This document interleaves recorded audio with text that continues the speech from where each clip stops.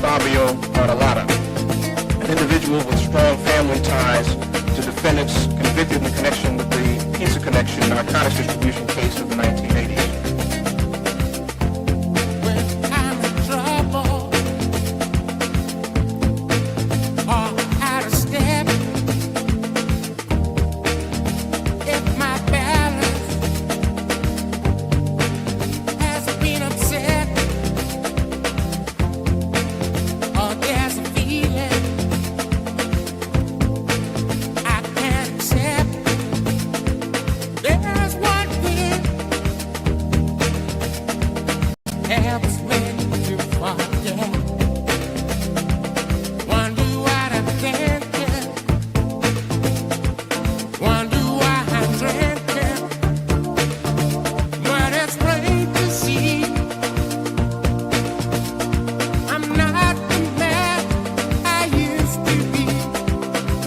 Out of a coffee shop in the Ridgewood section of Queens, who have engaged in numerous armed robberies and other violent crimes. And it's a shame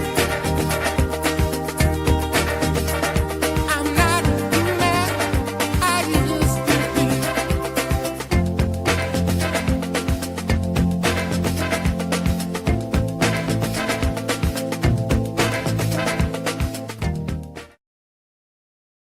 All right, ladies and gentlemen, welcome to our Monday night live stream. I hope you guys catched episode 1 of Ridgewood, A True Story. If you didn't catch episode 1 of Ridgewood, A True Story, you can find the link on where to join the channel. The entire season is going to be members only until further notice. Me and Frank are talking about maybe, I don't know, maybe when the whole thing ends, Frank will put it out, or, you know, but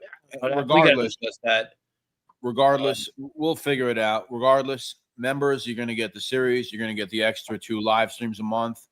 You're going to get everything else with that. Chris, what's going on? No Kemmel, what's going on? Middle Village, thank you, man. Appreciate you checking that out. Go to NYC Crime Spot. Check out the latest. Eric, Roro, Matt. Yeah, Matt, we went with that because we voted on the new intro song. They didn't want Frank's. Yeah, that's cool. We're going to keep it. Joey Frakes, what's going on? Proletarian, Lisa Pizzatola, Ben Allmark. All right, Frank, what's going on, man?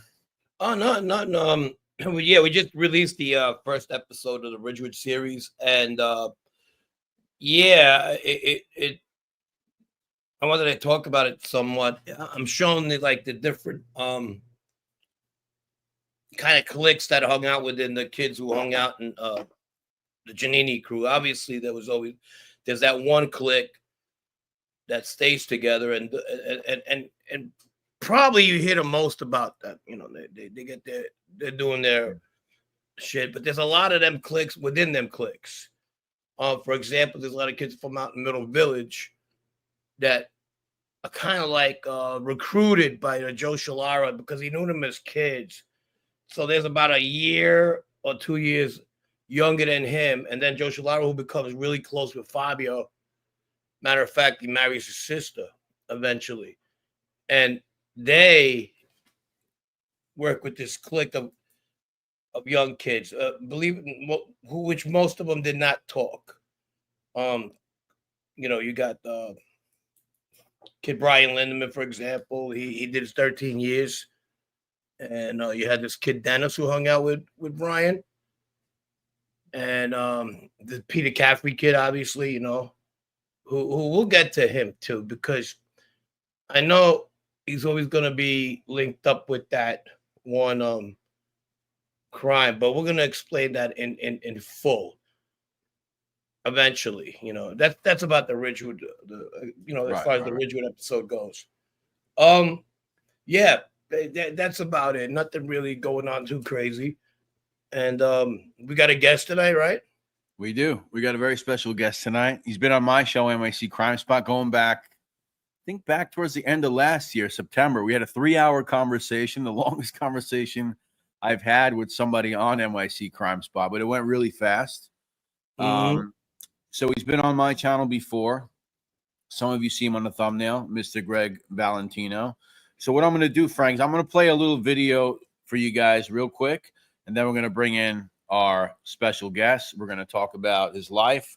And the reason why we're bringing Gregg on, and I thank you for Gregg for agreeing to come on the show. It's because a couple of weeks ago, me and Frank were talking on the show on the live streams, and the idea of steroids came up. Frank said in the 90s he used to mess with it. His brother used to mess with it. I don't know if you. No. My brother didn't mess with it. Was he selling it, or he knew guys that were No. I was no. I mean, he's sorry. No, he found my fucking steroids in the bathroom one time, and he went to tell my uncle. That's what I said. Obviously, people want to mix shit up. There's people, you know. I have a great memory. Just let's put that in your fucking heads. Anybody out there?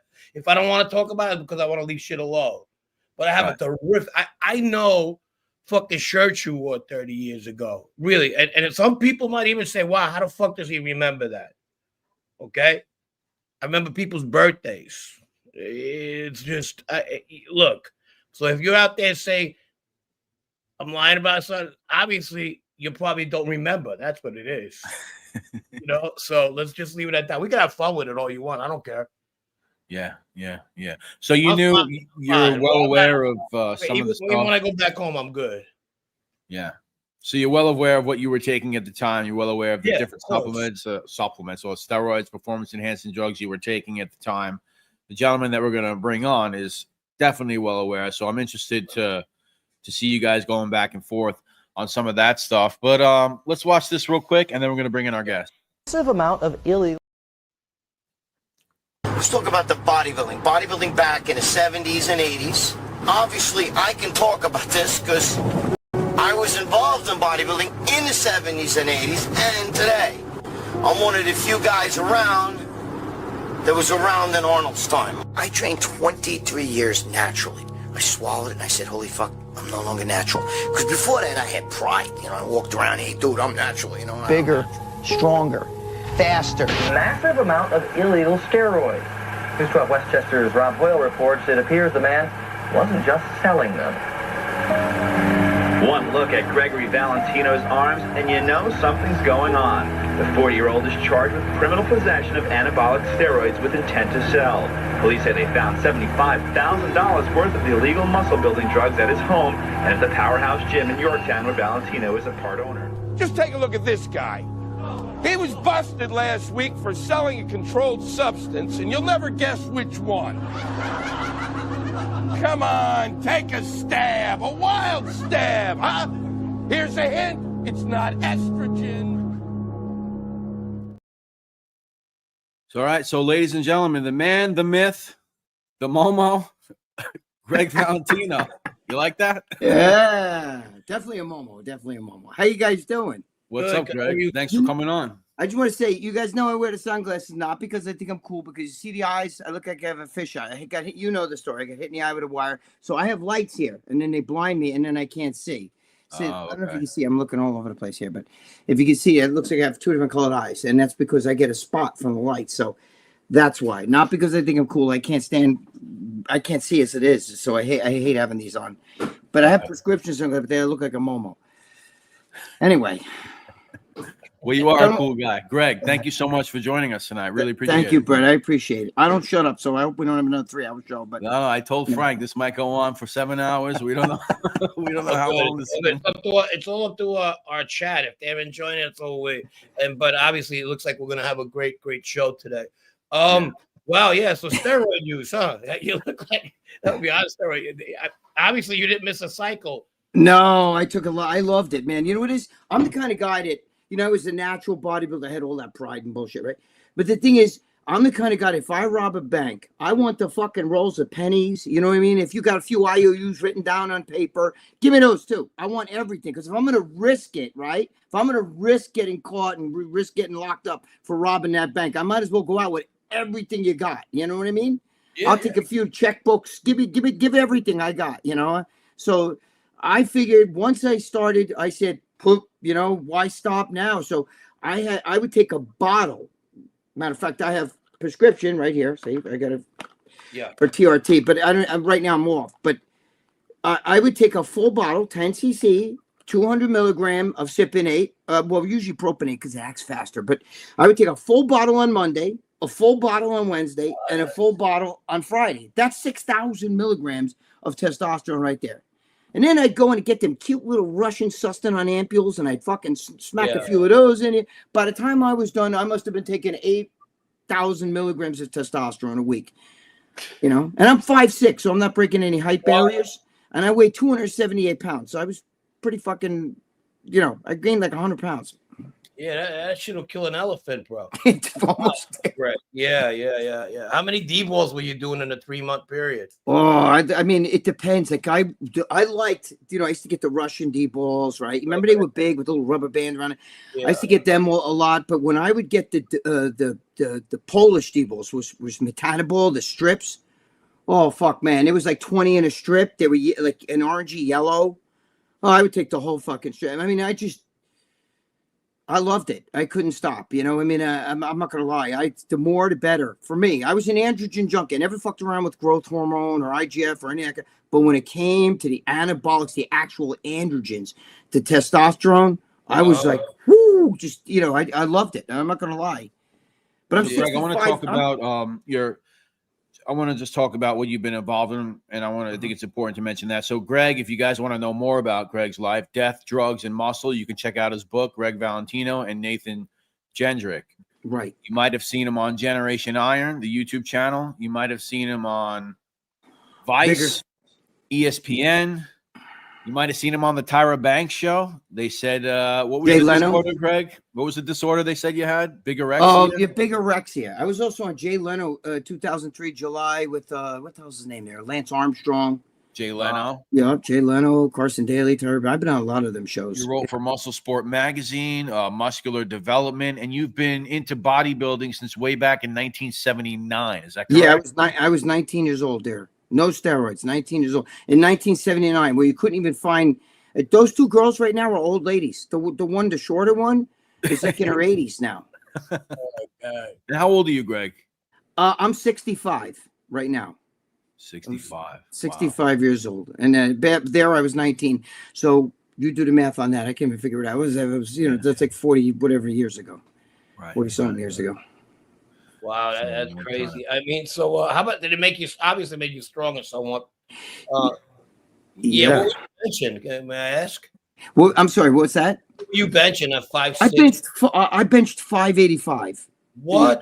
Yeah, I was really strong. I won a bench show as a natural. I got the plaque. I can go in the back and get it for you.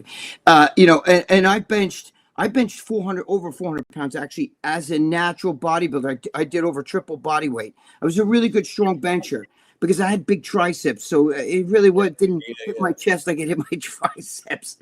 But yeah, it did. I was a very strong bench. I'm short. I have long, you know, like you know, I'm 5'6", like I said. So you know, but I don't have those short stubby arms.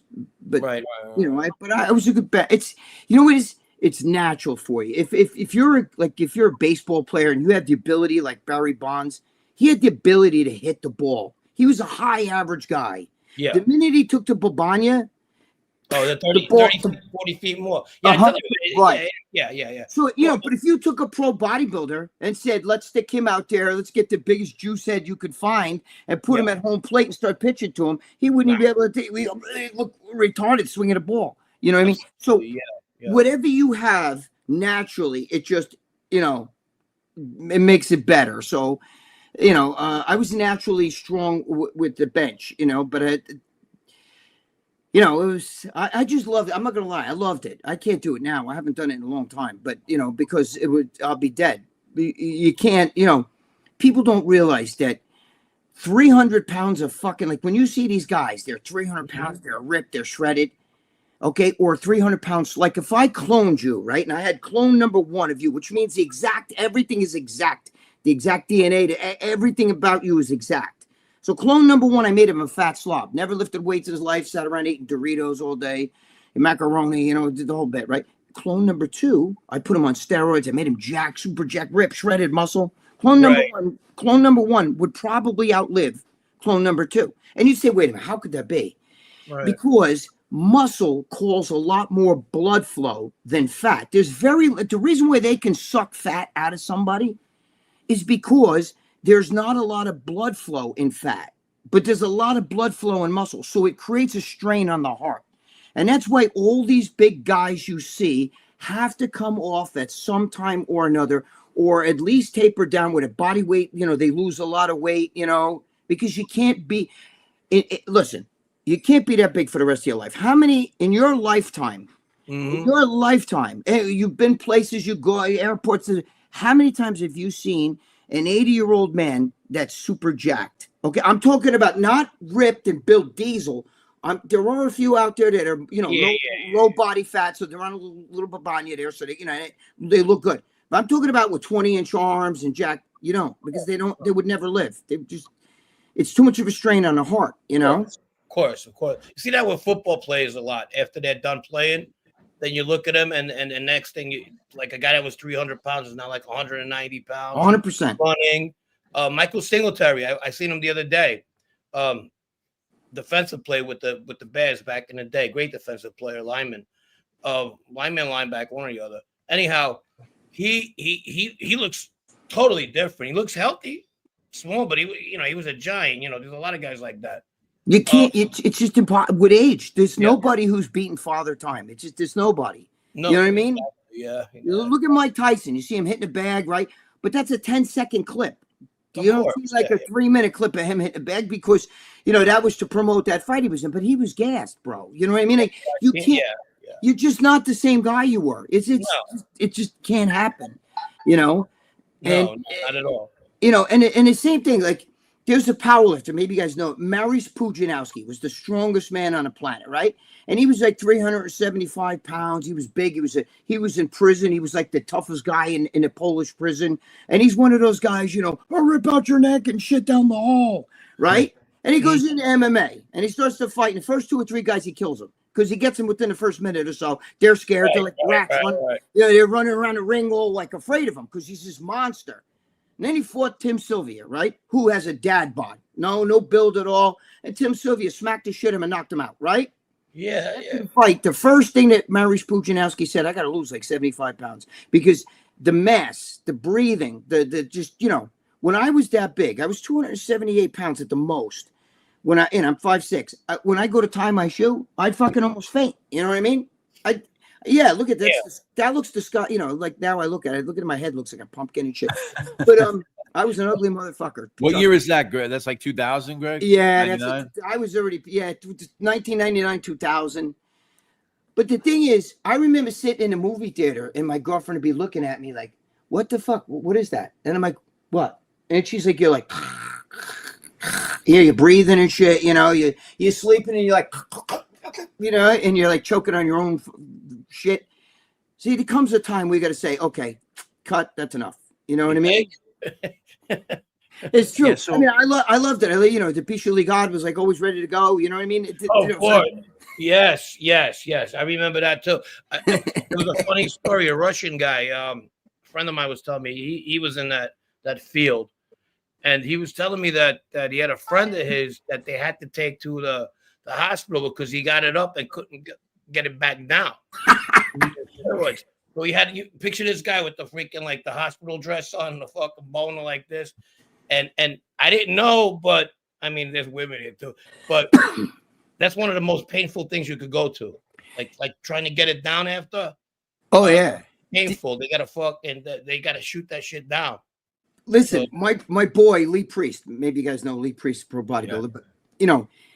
He did that. What he did is some of these guys take prostaglandin, which is like, you know, Cavajek, and you shoot it into the Pichuli God, a little tiny pin it comes with, you know, like this, and the dick gets hard. And a lot of guys, you know, usually guys that have had prostate cancer or something like that, have prostate removed, they can still get a hard on because of that. You know, thank God we live in these times, you know, because otherwise. Right. But the problem is if you don't go to a doctor and have a doctor actually sit there and like gauge your boner, which is, I know that sounds nuts, but, and tell, like, you know, figure out how much prostaglandin you need. If you're just some guy that gets a hold of this shit, yeah, dude, this shit gets you hard, bro, and you shoot it into you, your dick could be hard for a day or two, and then you're in trouble. You know what I mean? And my friend actually went to the hospital. I got his dick picture. He keeps sending it to me, put it on my phone, and it's the nurses had to squeak. They put holes in the side. He almost lost his dick. You know what I mean? It's the most amazing story. dead. He was fucking purple, and he was purple all the way up to his belly button, a big circle, because the blood, it just, you can't do that shit on your own. You know, because bodybuilders, we think like more is better. You know, more is better, right? I'm like, blue balls of the dick. Right, and you figure, fuck this shit. I'm gonna put, like, you know, you're supposed to put like 2 cc, like 2 IUs or whatever, and a guy will stick like 6 in there because he thinks I'm gonna get, dude, I'm gonna give this bitch the ride of her life. Meanwhile, it's gonna hurt you so bad you ain't even gonna do anything with it. Then you got to go to the hospital. They put a hole in there and they got to squeeze like this to drain the blood. It's just unbelievable. Oh yeah. Forget it. So you started out selling it first, Greg, right? Before you ever took it, you were selling it. And how did that happen? Tell everybody how you got involved in that. Well, basically what happened was I had a gym that kind of, you know, I was in a bad neighborhood, Peekskill, New York. And it was like, you know, shootings and shit right outside the gym. We'd be sitting there and all of a sudden you'd see a guy with the like 8-ball jacket on shooting down the street with a gun and everything. And we'd be like, holy shit. And like, there's a prostitute murdered in my parking, like her body was in a dumpster in my parking lot. So it was bad. So we had to close the gym. And, you know, I kind of, like, was having money issues, you know, and I had a newborn baby. So my one friend said to me, bro, you know all these bodybuilders. Why don't we, like, he wasn't a bodybuilder at all, but he had a friend who knew all these, you know, gangsters down in Brighton Beach where all the Russians are. And that's, you know, and he said to me, I'll front you the money. You hook the shit up, you sell the stuff, and you get to, and bro, just right off the bat, the first thing I saw, the first lump we got, I made like $4,000, you know what I mean? And I was like, holy shit, I made $4,000 in a day, you know, like just from selling this shit to guys I knew. And then it just opened up the floodgate and I couldn't stop, you know, because once you start that, you don't just stop. It's not easy, you know. You have a money tree. You don't sit there, even though you know you're doing it wrong. You know, you can get locked up. I remember a famous gangster who I was in with. I think I told you who it is right off. I don't like to say his name on here because it's trouble. That's fine. Yeah. I could tell you. You know, I'll tell you off air. No, you're good. I mean, you know, I'm all for that. If somebody doesn't want to talk about something, I don't want to, because first of all, I don't like to put anybody in that kind of predicament. I gotta remember I was friends with these guys one time, so I don't like to talk about active, even if I know something active or it was told to me. If it's not a good thing, I'm not gonna talk about it. Right, I'm not gonna put anybody's name out there, especially if they're still roaming around. I'm not gonna get myself in trouble. But here's the thing: he once told me, "Dude, you don't stop. You never stop until you either get arrested or killed." You know what I mean?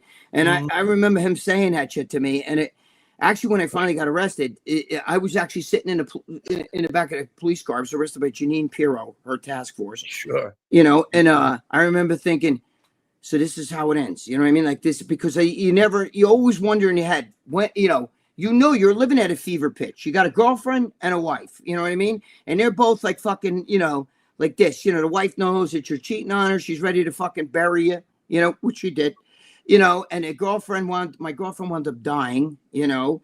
So it was a fever pitch. I was living at a fever pitch that came to like a giant volcano, you know.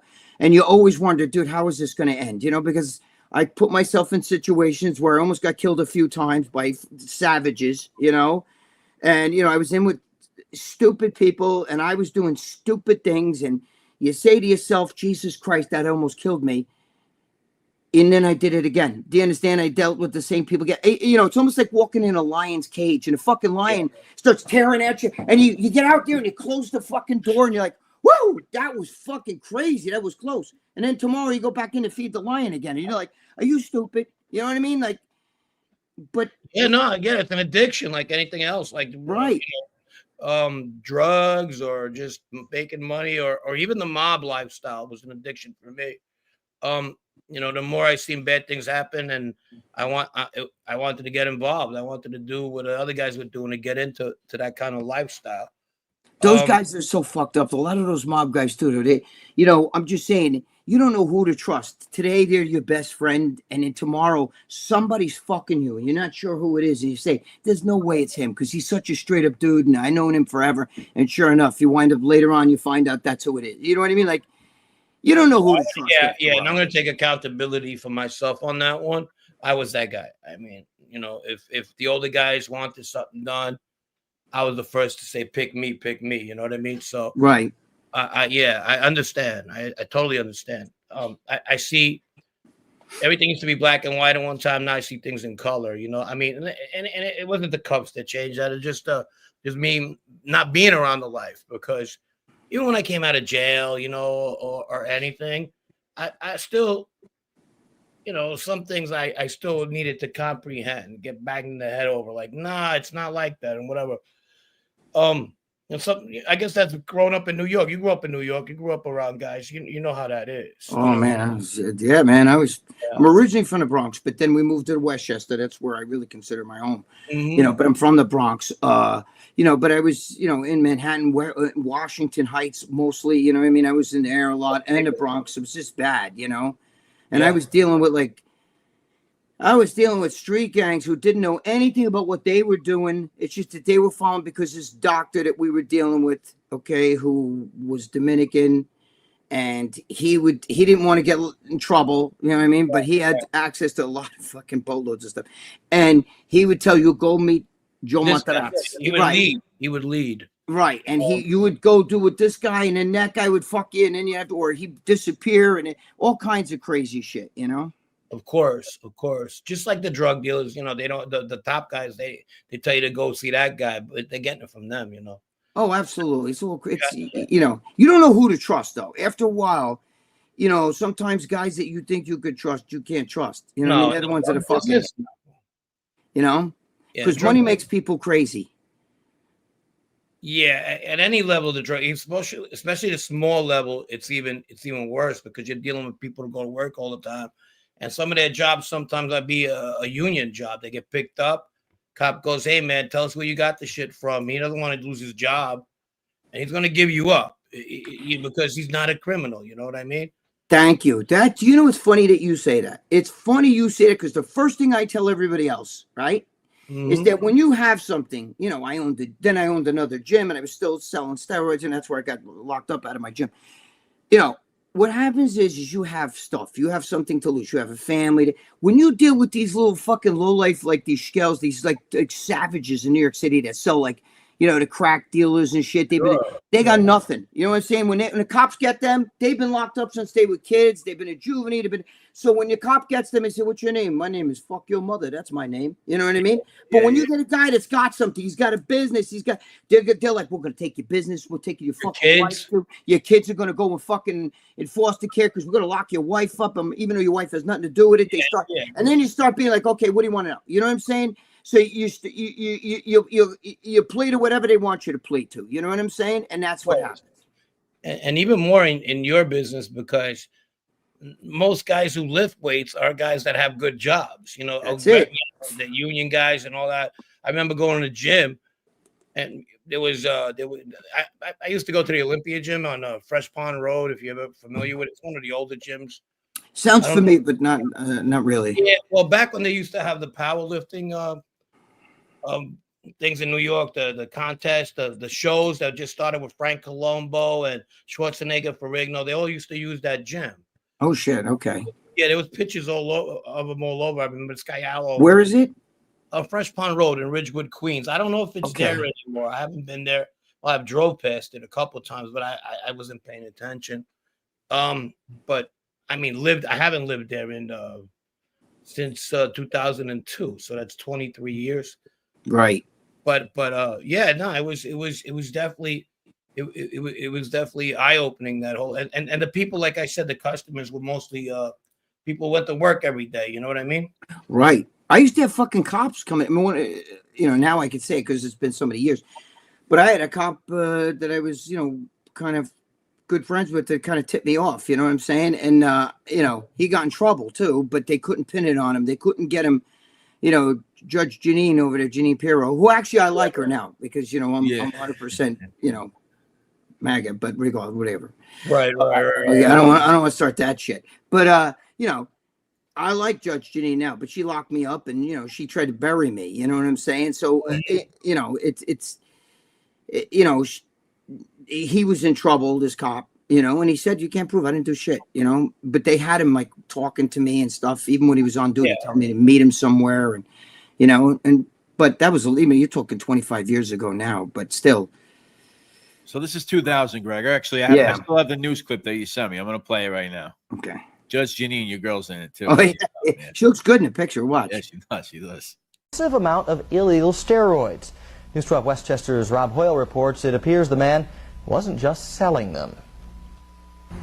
One look at Gregory Valentino's arms and you know something's going on. The 40-year-old is charged with criminal possession of anabolic steroids with intent to sell. Police say they found $75,000 worth of the illegal muscle-building drugs at his home and at the Powerhouse Gym in Yorktown where Valentino is a part owner. These steroids are considered illegal because of the damage that they cause to the human body. And unfortunately, the spin out there is that, well, this will help you build your muscle.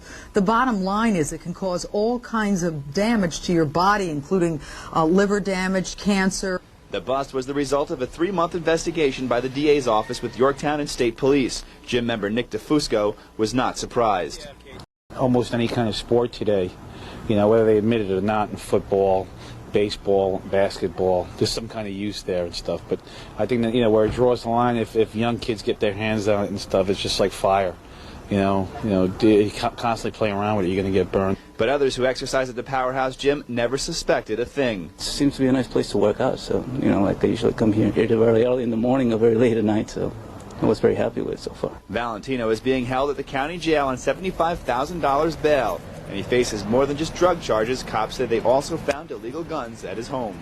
The investigation is ongoing. Pirro says the charges against Valentino will most likely be upgraded, and the Yorktown Police Department says more arrests are possible. In Yorktown, Rob Hoyle, News 12 Westchester. Well, investigators say the illegal steroids are imported on the black market from Mexico. It's so full of shit, that whole fucking thing. They're so full. I wasn't selling Mexican shit at all. You know what I mean? I was selling Steris, American shit. You know what I mean? Now, I did some Polish stuff and a few Russian things, but they're not Mexico. And the other thing is, it doesn't cause cancer. On the contrary, I had throat cancer, 3 surgeries in 5 weeks to save my life. And the doctor that I deal with, okay, is the top doctor in that field, okay? And let me tell you something. He's experimenting with anabolic steroids right now because steroids are anti-wasting. Now, growth hormone, if you had cancer cells and you took growth hormone, that's like throwing kerosene on a fire. You know what I'm saying? That you don't want to fuck with. But steroids are anti-wasting. They're not, you know, in the Dominican Republic, there's a drug called anabolics. Matter of fact, we used to sell that. We used to take it. In anabolics, they give that to kids and everything else. I swear to God, I think that's why the chicks are sometimes hairy when they're 13 years old and everything. But anabolics has D-bol in it, okay? And cyperheptadine, which actually slows down your metabolism. They give it to you when you have dysentery, like bad stomach, diarrhea, throwing up and everything, and you lose like 15 pounds with that. They would give these kids and adults, I'm saying anabolics it was called. And then bodybuilders started buying it. So they started putting like little muscle guys on the box. We were getting it for $2. You get 100 pills. You know what I'm saying? And we were selling it on the street too. But it's not. It's such bullshit. You know what I mean? It's not true. It's not just not. You know, I'm glad she's worried about my health though too. Well, you know, these and cancer. I was like, so do cigarettes and alcohol. Why do you go close down the bars? Yeah, really. But let me ask you a question. How many guys are out there carjacking cars or robbing houses to support their steroid habits? None. You know why? Because junkies don't take steroids. Athletes take steroids. People who are trying to better themselves and make themselves a better athlete. That's why.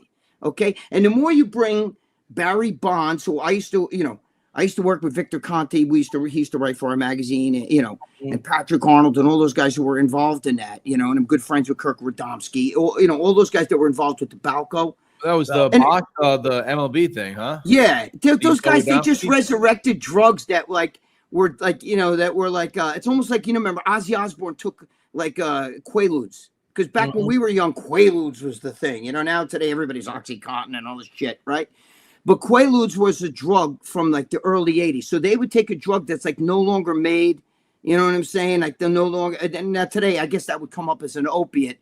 But they didn't really test for certain steroids. You know what I'm saying? like the what do you call it? Jesus Christ, the byproduct of that steroid. You know what I'm saying? Like they could see it in your blood. I forgot the fucking name of what I'm trying to say, but.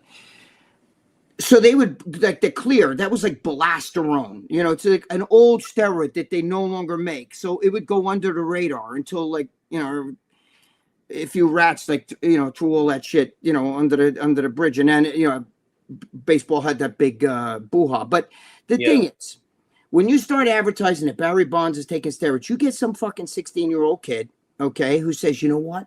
I want to hit the ball 40, 50 feet. Right. First of all, let's talk about baseball steroids real quick. I played a little baseball at a very low level, you know, when I'm talking about growing up as a kid.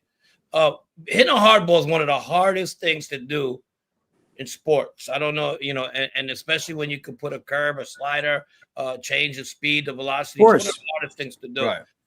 So, you know, you're not going to take steroids and then just all of a sudden hit a home run, like you were saying before. But what it'll do is for somebody who could swing a bat as good as Barry Bonds or Jose Canseco or Mark McGwire, what it's going to do is make the ball go further. So if you were hitting a ball on 440 feet, you have a shot at hitting 500 now. Right. You know. You hit with authority. Right. You're going to hit with more authority. Makes whatever you do good, do better. But, you know, we live in a society, Frank, that nobody wants to wait. I want to get 20-inch arms. I want it right now. Do you understand what I'm saying? I want it right now. I don't want to wait. I want it fucking now. You know what I mean? I'm 16 years old. I don't want to develop into a baseball player. I want to hit a 400-foot home run right now. So that's that shit that Barry Bonds is. That's how that starts because nobody wants to wait. It's look at the Ozempic shit, right? Yeah. Instead of these fat fucks fucking just like trying to watch what you eat, you know, they can't do that. That's too much asking for them. So they want to just blast in the Ozempic, right? Yeah. I wouldn't eat that shit. No, first of all, it fucks your insides up. It's not good for you. But that's neither here nor there. I'm saying to you that, you know, that's the problem. Everybody wants it now. So then you hear the young kids, and that's where the problem begins, is that you start, the young kids start. And when you get a 16, 15-year-old kid taking the Bobania, dude, you've had fucking hair on your dick for like 3 years. You the last thing you need. When I was 16 years old, I couldn't wait for my parents to leave the house so I could fucking... You know what I mean? You know, because like testosterone is I got you. All right, so you're pro-gay. What the hell was that? I see. So he was, Let me ask you something though, Greg, because I notice you talk about steroids. This is a good point. I want you to bring this up. You talk about steroids in young people. Mm-hmm. And I started noticing this world without even trying. I don't know if it's because after I spoke to you, I started getting all this stuff. I started noticing the steroid influencer scene. Mm-hmm. They got that Togi kid who looks like he's sick half the fucking time. Looks like he's going to die. You got that Sulik kid who's massive. But these people are basically where you were coming up. You had to keep it, I guess, on the low within your little world.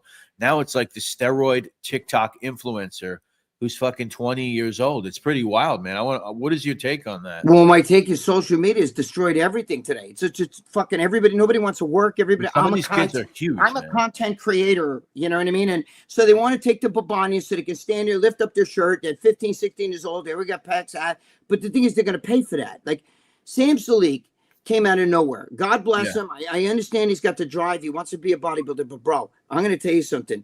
When I was your age, I was natural, and I would have beat you. And you're on fucking juice. His physique doesn't flow. It's a juice physique. Take him off that shit. Throw him on a fucking island somewhere. And he's 23. You know. I'm gonna pull up some pictures of him. He's 23 years old. Yes. Yeah. All right. There's other kids. They're like the Trent twins. You know, they got male. The Trent twins. What's with that Trembolone? What is that about? Yeah, that's that. There's no. First of all, there's no such thing as Trent. Okay, it's a knockoff drug of Parabolone, which was a drug in the 90s from France, which was a great drug. But Trent is a man-made drug. You know, this kid. You know, you see this kid. 23. He looks 43. Yeah, but the thing is, he started working out in the pandemic. Yeah, you know what I mean? Like it's when he started, you know, like these kids, they start like 5 years and then all of a sudden you look like that. That's because of the, you know, taking a Bobania. You know what I mean? But I get it. Yeah, I get it. No, that used to piss people off back in the day. I remember that. I used to go to the gym after 8 months and I wasn't big, but I was pretty cut and stuff. I was taking this 50 milligram pill from Brazil. It was a cutter. I forgot what the fucking name was, but I remember these guys used to go and go, wow, we were here for hours, and this guy comes in and fucking looks all like cut up and everything. I kind of felt like, yeah, I mean, what do you want me to do? You want some stuff? I'll lead you. You know, I mean, look, it's just like me. You know, people thought I was taking, you know, but you work out hard. When I was younger, we didn't even know what steroids were. You know what I mean? Because that was hush-hush in the 70s. Right. If you remember correctly, if you look at old pictures of Schwarzenegger, right, when he won like the Mr. Universe, Mr. World, he'd be standing up there like this. And in the background, you see the rest of the competitors, and they all look like swimmers. You know what I mean? They barely had any build at all. It was a few guys that were built. They're all on a platform. And the rest, just because steroids were hush hush, because Joe Weider, who ran, you know, the bodybuilding, the IPB, and whole, you know, magazine organization, Weider magazine, they didn't want, you know, the steroid reputation to be out there, because they wanted bodybuilding to get into the Olympics. That was his big dream: get bodybuilding into the Olympics. You know what I'm saying? Mm-hmm. And so they knew if they got tagged as just juice heads, it never would have happened. But fast forward to today, okay, what you said about the influencers, these kids today, you got chicks, you got girls taking, you know, and they're lifting up their shirt, and they all got abs, and they're fucking, you know, these chicks, everybody's built today. Everybody go to the gym, and they're all taking selfies of themselves, and, you know, their biggest thing in their life is like, you know, my Instagram account got hacked, and it's like, I need money, GoFundMe, you know, and all this other bullshit. It's just, you know, I think it's destroyed like young people today. It's like they're fucking nuts with that shit, you know? I mean, like I said, some of them, like that Togi, I don't know if you ever seen him. No, I don't know. Togi. I don't know if he's like white and half Asian. He's pretty fucking massive following. That I don't Gregg know. Doucette, whatever his name is, he makes fun of him a lot or whatever. He goes at him. But I mean, the kid looks like he's gonna die half the time. That's why. You know what? The closer you get to death, you're fucking 19. You got male pattern baldness. You're already ugly. I got ugly as I got older. I wasn't always ugly. You know what I'm saying? I'm an ugly fuck. I look like Uncle Fester on steroids now. I get it. Okay, but you know, these kids are fuck. If you look like that, like Cro-Magnon man, you know, like, you know, Sam, and it's not a bad looking kid, but come on, bro. You know, when you're older, wait till you're my fucking age. You know, 60 something years old. Well, I'm 65. But you're gonna, you know, the hair is gonna be gone. You're gonna look like fucking shit, and you're not gonna be able to be jacked like that anymore. It's just, but just the need to be a social media star today. Any chick with tits is on OnlyFans. You know, they can sit there. There's a girl I see that all she does is just walk around. Her boyfriend takes videos of her in a bikini. She'll fucking water the flowers. You know, cook fucking spaghetti and meatballs. You know, we called it macaroni and meatballs. You know, shit like that, right? And it fucking, you know, got 1 million followers. Why? Because she's hot and she wears a bikini when she's cooking dinner in the house. You know, guys don't care because guys are horny motherfuckers. So, you know, I don't know how there's a girl out there with even a little bit of looks and it's fairly decent body who's not making scuttle from the internet, because the internet will pay for, right? They don't have to dance on a stage. They don't have you don't have to do that anymore. Fuck that. Now you sit in your own bedroom. You could sit there in a bikini, just walk around, try on clothes, you know what I mean? Talk on the phone to your friend with your ass out like this in a bikini. And some horny motherfucker will sit there and be like, you know, how much money, you know? Incredible. Yeah. It is. Yeah, it's true. And then everybody's gay today, too. So then, you know, the guys get the same thing, you know what I mean? Right? You show your fucking abs, and some other, you know, some older man's like, oh, hair pie, you know, let me, you know, how much, same thing, you know. And he, you know, what did George Burns say? Youth is wasted on the young. You're young today, man. You could just fucking, the world is your oyster. If you're dumb, if you're not fucking taking advantage. Gay for pay, right? Right. Fuck, you don't even have to be gay yourself. You just sit there and you can hang your dick out, sit there and read a book and like just play with your cock. And some fucking old man or some freak will be like, oh my God, how much, you know? Oh, you're so here, money, take my money. You know what I mean? They don't give a shit. It's just the whole world today's fucked. All right, so you're pro. All right, so you're pro gay. Dude, he should talk. Look what the fuck he looks like. All right, so you're pro gay. I mean, it is what it is. You know? Hey, Greg. No, Greg, I'm not. I don't care what. I don't care if Greg. You know who wasn't gay though? Who's that? John Gotti was not gay. How did you get? That's not AI. That is not This is AI. what we do here. I got drops for days. Let me ask you a AI, question. that dumb guy. Do you picture John Gotti having his own YouTube channel, sitting there talking about, yeah, we went in the back, me, Benny, fucking Jonah knows, we cut him up in pieces. Probably not. No. But his daughter does.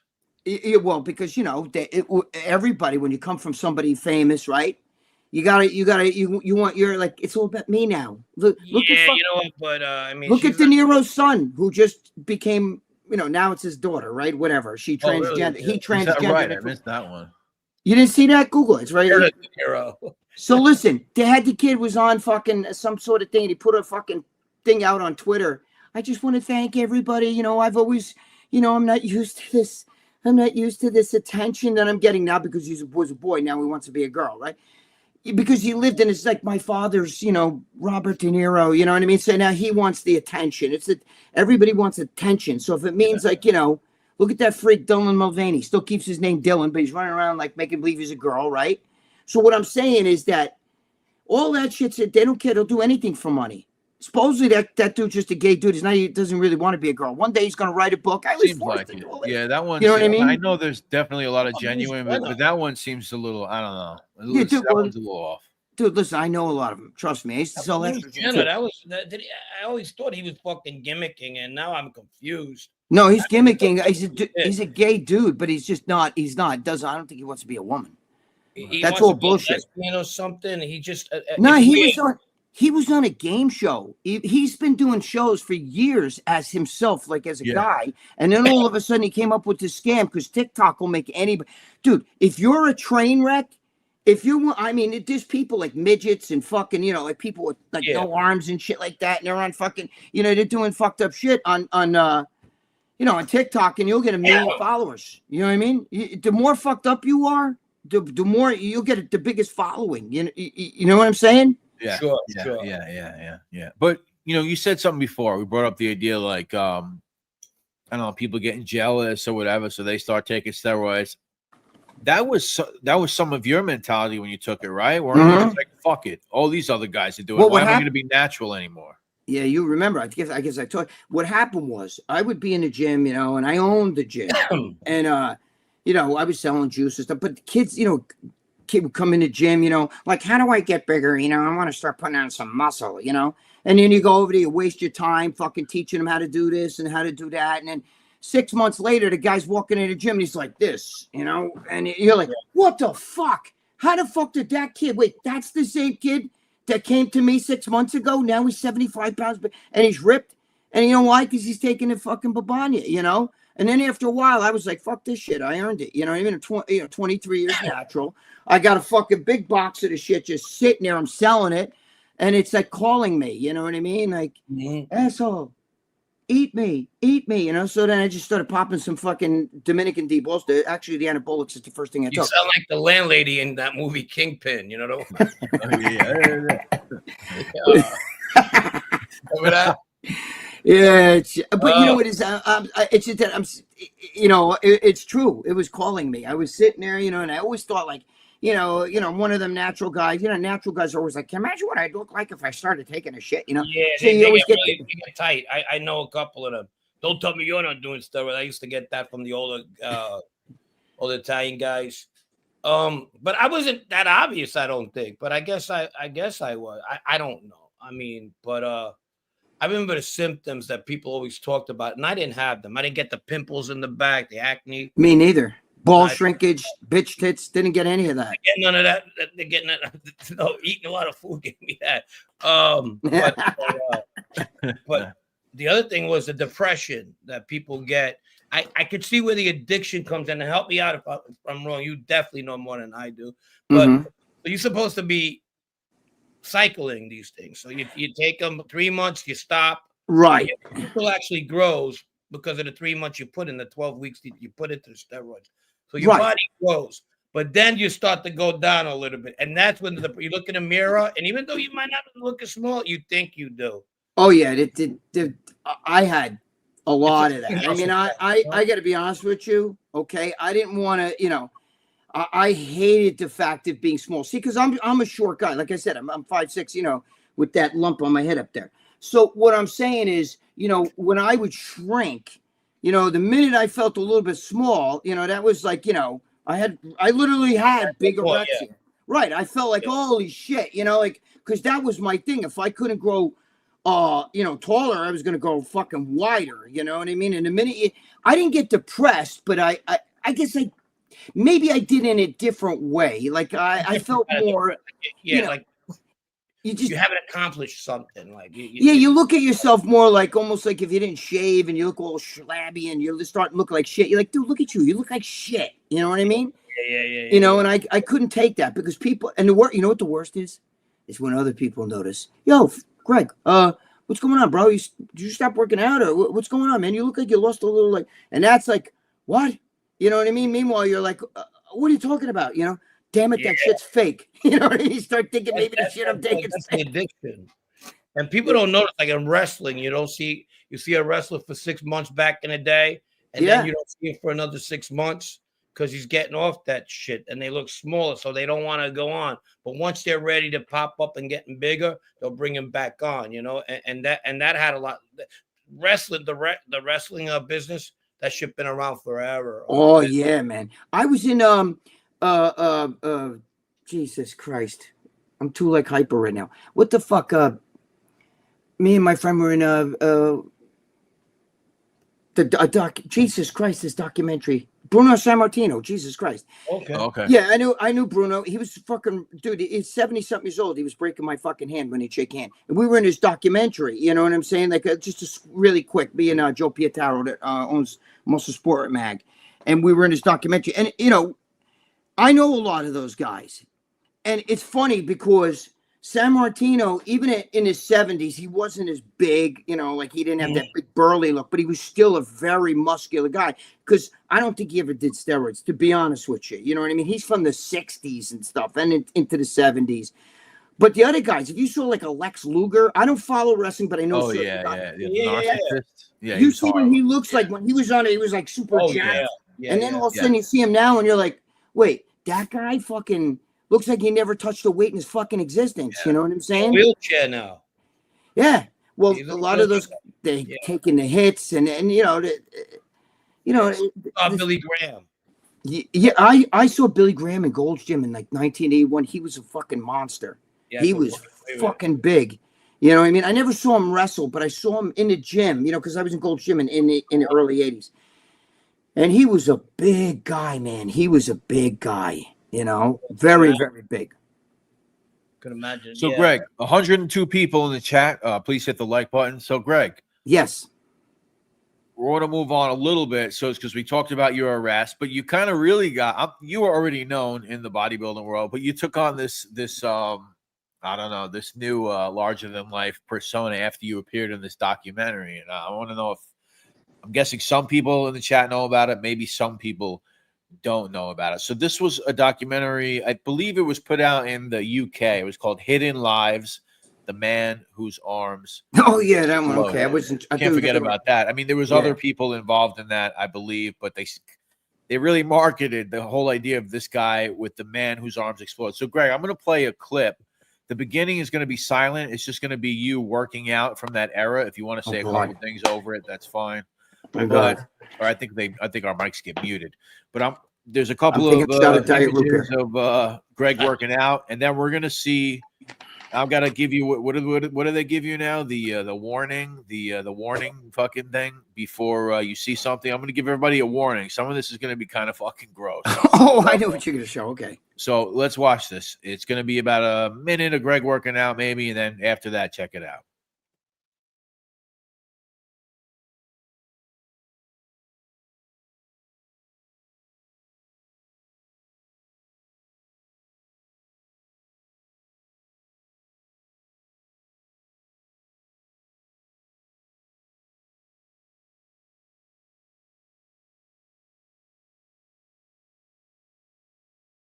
When you're taking steroids, you get big side effects, and of course, I had big side effects. After years of steroid injections, Gregg's bicep was fighting back. I had tons of, needles, syringes, needles, the whole bit. And I'm over there reusing needles, dropping the damn thing on the floor. blowing it off, wiping it off, and then you stick that in you, and you get infections, you know? And that's what happened. I wound up getting an infection, and when I got the infection, it starts off, you get a bad fever, the area gets red, soft, pussy. It was like a giant zit in there. It was just loaded with pus. And if you don't do something about it, you can wind up in a hospital and kill yourself, you know what I mean? It could kill you. Gregg knew he was in serious trouble, so he decided to operate on himself. What you're watching is, I had a hematoma in my arm, and I'm draining the blood. Now look, here you got the needle, look, it's going right into the bicep. Now look, now it's hanging out of the bicep. And this film was like friggin' 15, 20 minutes of just constant pulling shit out. Look at that. I'm filling up whole syringes, and I just keep going and going and going.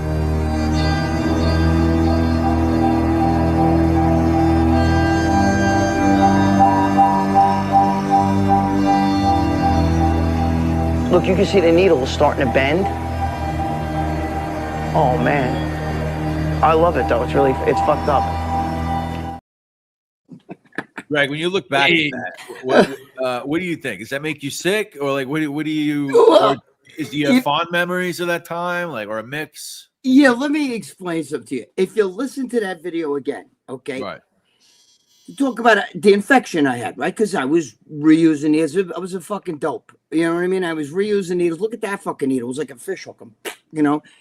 But I said something, and then they talk about it too, where people don't realize. They mix two stories together. I was talking about infection. That big fucking balloon, that was a hematoma. We even said it in there. You heard say, I don't remember if I said it or she said it. The lady. You did. I was draining blood. There was no pus. There was no oil, synthol, or whatever. Yeah, we'll talk about that too. Right. There was none of that shit. All you saw was pure red blood, because I get hit by my son, who was 9 years old. And I would go behind the catcher. He was like an all-star in Little League. He was a phenomenal baseball player. But my son, this is when what's his name? Mark McGuire and Sosa were hitting home runs. And my son was this little stocky kid. And they used to call him Babe McGuire, Babe Ruth McGuire, you know, because stocky like Babe Ruth. And he was hitting he would hit shots, but he would toss the bat behind him. And when he would toss the bat, a lot of the little kid catchers were down here. I would help. You know, because the little, you know, when you're 9 years old, you know, first of all, my son right now is intelligence with the government. He's 35 years old, NSA. But anyway, he would let go to bat, and it hit me here on my left arm, and it blew up like this. Ooh. Because it was a hematoma from blood. So I was draining it of blood. Now, the infection was in my right arm. If you watch the show where I talk about, look, I got an infection, it goes in, you can see by the tattoos, it's not the same arm. So what they did was they merged the story. They said my arm exploded. My arm never exploded. And that wasn't pus. That was blood. That was a hematoma. Damn. You understand? I had to drain it because, listen, remember the movie Rocky, right? Remember when the first Rocky, he had the big fucking eye closed, right? And he tells his cornerman, you'll cut me. Because a black eye is basically a hematoma. All the blood vessels break and burst, and you get this giant fucking like pocket of blood, right? So they cut Rocky right now, drains. So now he can see, you know, a little bit out of that. Well, I drained my arm of blood, and that's what happened with there. So when you see that hose sticking out, I had to go to I went to the hospital to make sure there was no problems, right? And they just stuck a hose to get any other fluid and shit to drain out of there. Okay, because I drained it of blood. It was a heme. I show it. You see, I think you've seen the whole thing. The glass was like this. It was a jar. Eventually, it was like a giant pickle jar, like this, or mayonnaise jar. It was glass. It was like this, filled. That's how much blood I pulled out of there. There was no pus, you know.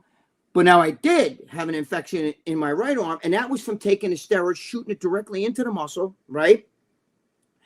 And I was not cleaning the environment. Meaning, you know, I didn't put alcohol, didn't use, brand new needles and shit. I was reusing needles, be all sweaty, and you get a fucking infection. You're a fucking dope. I was a dope. You know what I mean? And that's exactly what happened. So I had an infection. So went into emergency room doctor, and he kind of fucking cut instead he stuck the fucking knife in there, like, and lanced it. But he cut, you know, he cut like this, and he basically cut a piece of my muscle, so I had a scar. So it goes in. That's where, when you watch that video, it didn't show that part, but if you've seen the whole video, where I say, look, it goes in. You look at the tattoos, they're two different arms. You know what I'm saying? Yeah. Anyway, you just see the tattoos. So they market it as if you took so much steroids that your arms blew up. Right, because it was a great marketing. I mean, it was, first of all, that's what I thought when I saw it years ago. I did that show for the BBC, right? Firecracker Films and the BBC. And when I did it, it was supposed to be like the other side of victory and about steroid usage and all this other bullshit, right? And what happened was we were doing this whole thing on steroids, and when we went to this gym, Strong and Shapely Gym, my friend owned that gym, right? And we were there, and my friend goes to the producer, bro, you got to see this fucking film. You got to see this. This is the sickest fucking thing. Because I was on the phone. If you notice, I was on the phone. I was on the phone with a cord. That's how long ago that was. I was on the phone with a cord, and I was talking to my friend at the time going, dude, this is so sick. There's so much blood coming out of this fucking thing. And I'm just doing it while I'm on the phone with him. So he shows the guy from the BBC the tape, and the guy goes, you got to, oh my God, can I have that tape? Do you mind? And I said, take it. I don't give a shit. So now, all of a sudden, fast forward, my friend, another one of my friends calls me up and goes, hey, bro, you're on some fucking TV show right now. And a man whose arms exploded. And I said, what? I never did no show to man whose arms exploded. That's not me. And he goes, dude, it's you. What are you talking about? It's fucking you. My father was watching, called me up and told me, it's Gregg's on TV. I said, Sammy, I never did no show to man whose arms exploded. Never did that. And he goes, I'm telling you, go look. It's on TLC right now. So I go and I look, and son of a bitch, it's me. And what they did was, you ever watch the movie Mr. Deeds, where Adam Sandler runs up in a building and he saves this woman? Remember, she had a cat, he threw her out the window, saved the cat, saved the woman and all that. But they wanted him to look bad, so they made it look like he started the fire, tried to kill the cat, tried to kill the woman. That's what I felt like they did to me. I felt like Mr. Deeds, like, dude, none of that happened like that. That's not an infection. He almost died. None of that shit's true. But you know what? There's no such thing as bad publicity unless it's your obituary. Remember that. No such thing as bad publicity unless because that shit puts you on the map. You know what I'm saying? Then other TV shows are like, that guy's fucked up. We want to get him on our show. And that's how all that started. I went on Ripley's Believe It or Not. I'm in the fucking Ripley's Believe It or Not Hall of Fame. And it all starts from shit like that, Why? For the biggest arms? Yeah, for all that shit. I'm so sick of that. You have no idea. Like you got a large can of Dinty Moore fucking beef stew in that arm. Oh, bro, let me tell you something. I had a whole fucking pot of my grandmother's gravy coming out of that arm. Holy shit. My own, it was bad, But hey, listen, again, they did put a spin on it. It wasn't true. My arm didn't explode. And that big balloon that you saw, and you saw a little bit of blood coming out. There was no oil. It wasn't. Yeah, let me ask you about that. So still till today, and I hate to bring it up because I don't like it, but still till today, even if I went on Reddit right now and I typed in Gregg Valentino bodybuilding, there'll be 1,000 comments about he was great, he was good before the synthol. Explain to us why people think you did synthol, and explain to us what synthol is. And then I'm going to get to some questions in the chat. People can ask questions. First of all, there's no such thing as synthol. Synthol is basically almost like, it's like steroids without the, it's almost like taking testosterone's an oil-based drug, right? So it's like you take the testosterone out. What do you have? Oil, right? So basically that's what synthol is. It's just it's almost like taking the oil. A lot of guys use MCT oil or, and all the bodybuilders use today to enhance muscles, but that's neither here nor there. No, I didn't need synthol. I used to use the steroids directly into the muscle. Now, that big balloon arm, because it looks so fucking bad, is really what put me on the map as being the king of synthol. Because they use that. If you look at the pictures, here he is, and the first picture you see is that with the little drop of blood dripping down, right?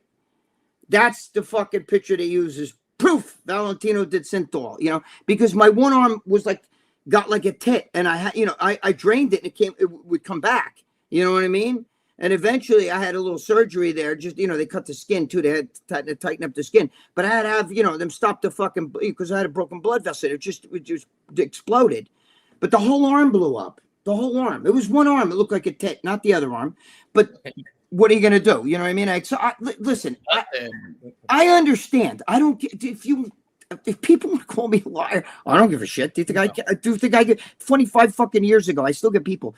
Hey, how's your arm doing? I'm like, that was like 1999, 2000. You know what I mean? Like, I'm fine. Trust me. That was a long time ago. What's your arms looking like today? Because a couple of people want to know. I mean, I'm not gonna take my shirt, but there's still. I mean, I'm fucking. You're in good still, shape, though. Yeah, I'm in really good shape, but you can still see, like, you know. But the thing is, I don't want to be big anymore. I don't want to look like that. You know, I mean, that was then. This is, you know, this is now. You know, I mean, like I want to live. I want to have, you know, see my kids have grandchildren. You know, my son fucking 35, been married 11 years, little grandchildren. Come on, you know. My daughter's getting married, so I'm just saying, like, you know, I want to live my life. That's, you know, that's the problem with people. You know, you look at Arnold Schwarzenegger. You ever watched? I know Arnold for forever. You ever watch fucking? He did that Netflix thing, right? And the one thing I loved when he was sitting in he was sitting in his gym, and he's sitting in front of the mirror, and he's looking at himself, and he said the one thing that he goes, you know, I'm Arnold Schwarzenegger. I'm the guy that everybody looks at as like, that's the greatest build. Look at that body. I'm known, like, you know, that's my tag, the greatest bodybuilder, all this other shit, you know. And he goes, and now I look at myself and I say, I see tits. He goes, how the fuck did I get tits? You know what I mean? I'm not supposed to have tits. You know what I mean? We're getting older. You know what I mean? The guy's in his late 70s.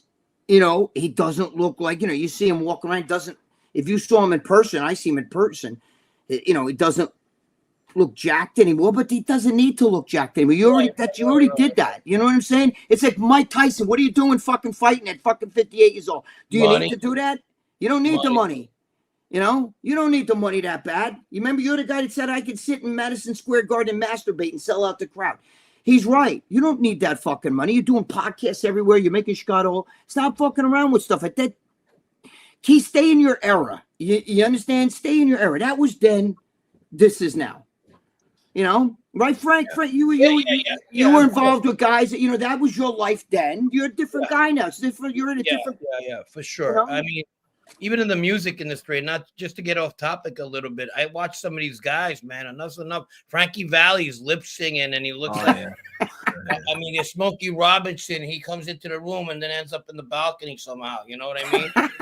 You know, it's funny you say that because I saw Rod Stewart and he still got that fucking haircut, but he's like 8 years old with that same haircut. You know what I mean? Like, he was a cool motherfucker. He's not like wants to sing like Tony Bennett songs and stuff. Like, bro, stop.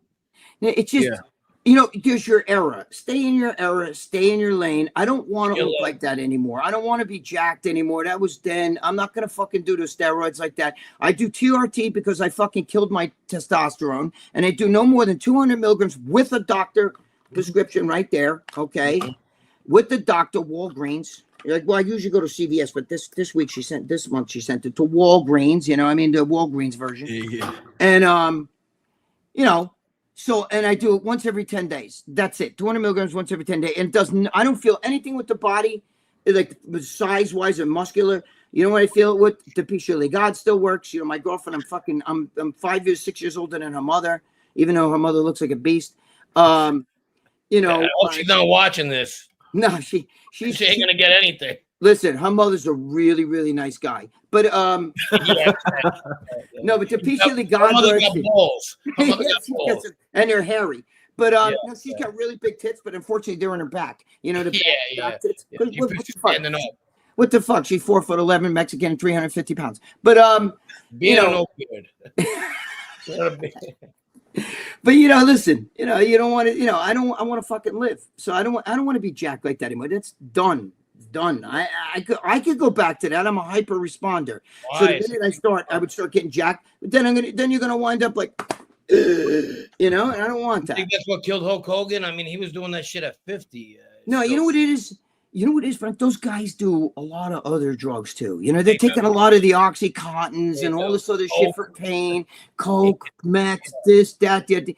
You know, I've never drank or did any drugs in my life. I've never partied. I think I told you that, Brett. I grew up idolizing my father, right? And my father was like, you want to stay in control. When you start drinking and you get drunk or you take drugs, you lose control. And my father made Italian wine with his father. Yet my father never tasted the wine that he made with his own father because my father never drank. He was just like against that shit. Wow.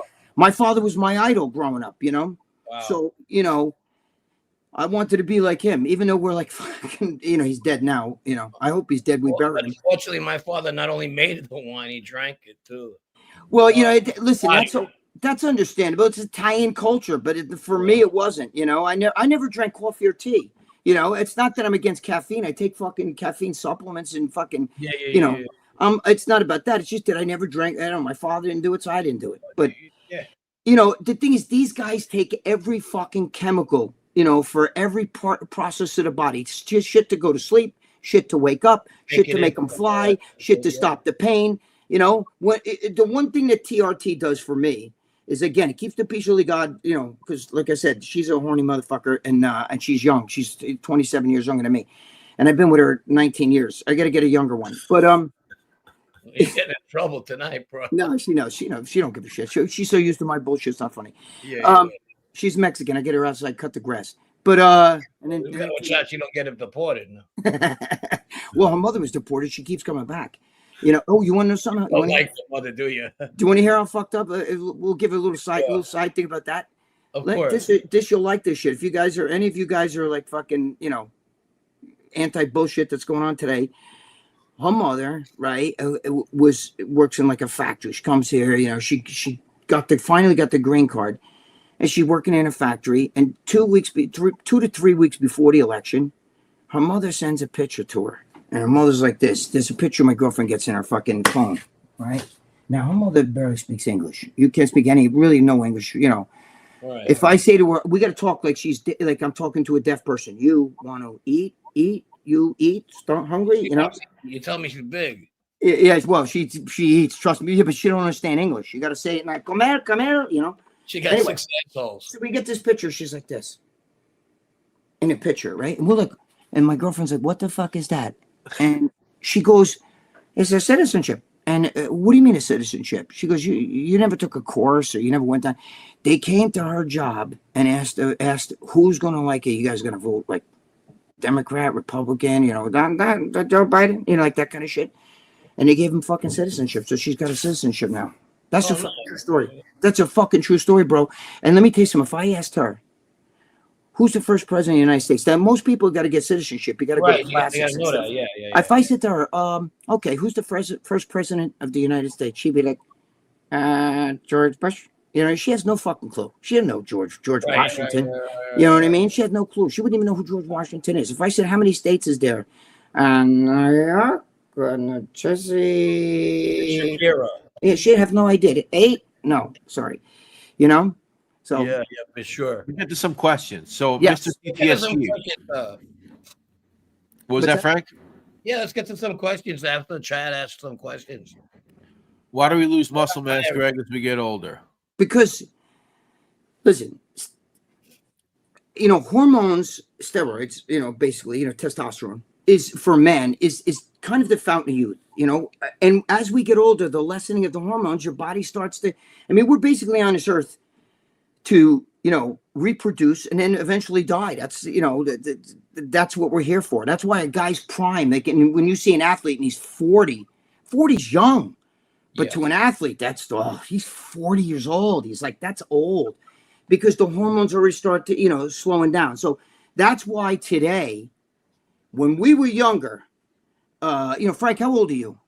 55. Okay, so Frank, when you were younger, when we, you know, I'm 10 years older than you, but still, when we were younger, you know, a guy playing 40 years old was like a father, you know, on TV shows, you know what I mean? Like, did you know that Fred Sanford on Sanford and Son? You remember Sanford and Son? Red Fox, yeah, Red Fox. Do you know he was 51, 52 years old when they were doing that show? Old as shit, yeah. He looked like an old man. And the reason why is today you can get Sylvester Stallone, right? And he's going to do a movie. And let's say his love interest in the movie is a 78, 79-year-old woman. You go, what the fuck is he doing with that? You know what I mean? But if you had him with a 30-year-old chick, if you had him like with Scarlett Johansson or something, you go, that works. And they look good together. You know what I mean? Because today, even in Hollywood, they're giving, you know, hormone replacement therapy to slow down the aging process. And that's how it starts. And you're going to think I'm fucking crazy. You guys, I'm going to say something that's going to seem a little outrageous. But if you ejaculate, whether you jerk off or whether you've, you know, screw the old lady, however you got to do, but if you ejaculate, if you Google how many times should a man ejaculate per month, it's like 22 times, some like 21, 22 times. That's almost every day. But that keeps the prostate active, and that can keep your PSAs down. Use it or lose it. if you do certain things like that and work on your hormones and take, the only supplements I take right now are for organs, to keep my organs, like liver, kidneys, heart and stuff. Like last year I had my gallbladder taken out. I almost died because I had an ERCP, which is like where they go down your throat. I had 2 stones in my the fucking tube down there. Right. And it blocked and everything went back. My bile backed up and went into my back. You had that? I got you.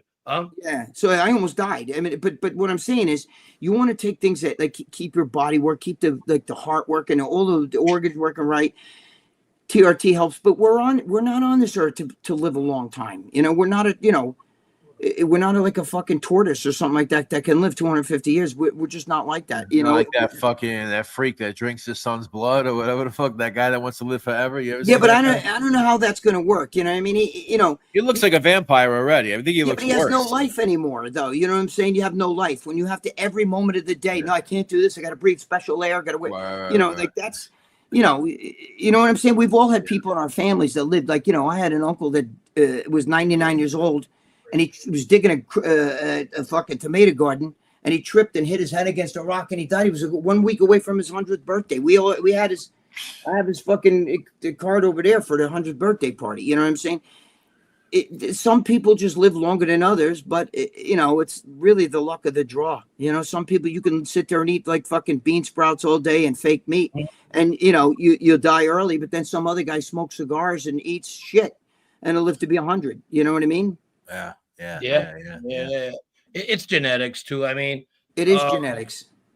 Family, especially. Both my parents had problems with diabetes, so I'm aware of that. I mean, I could be better about it, but I still do my exercising, and I still go to the gym at least twice or 3 times a week. Frank, I'm diabetic.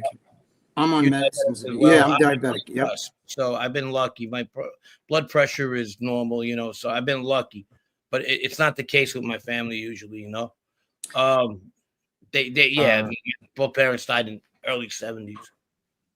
My sister just died. She was 61 and she was in super shape. You never know. She had cancer. But what I'm saying is, you never know. You know what I'm saying? You don't know what's going to happen.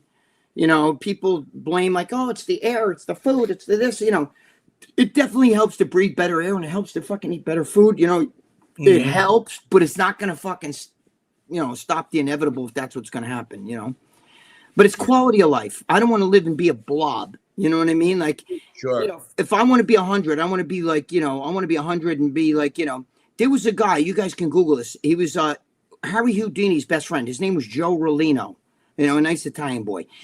He lived to be 100 and I don't remember, it was 104, 106. You can Google him.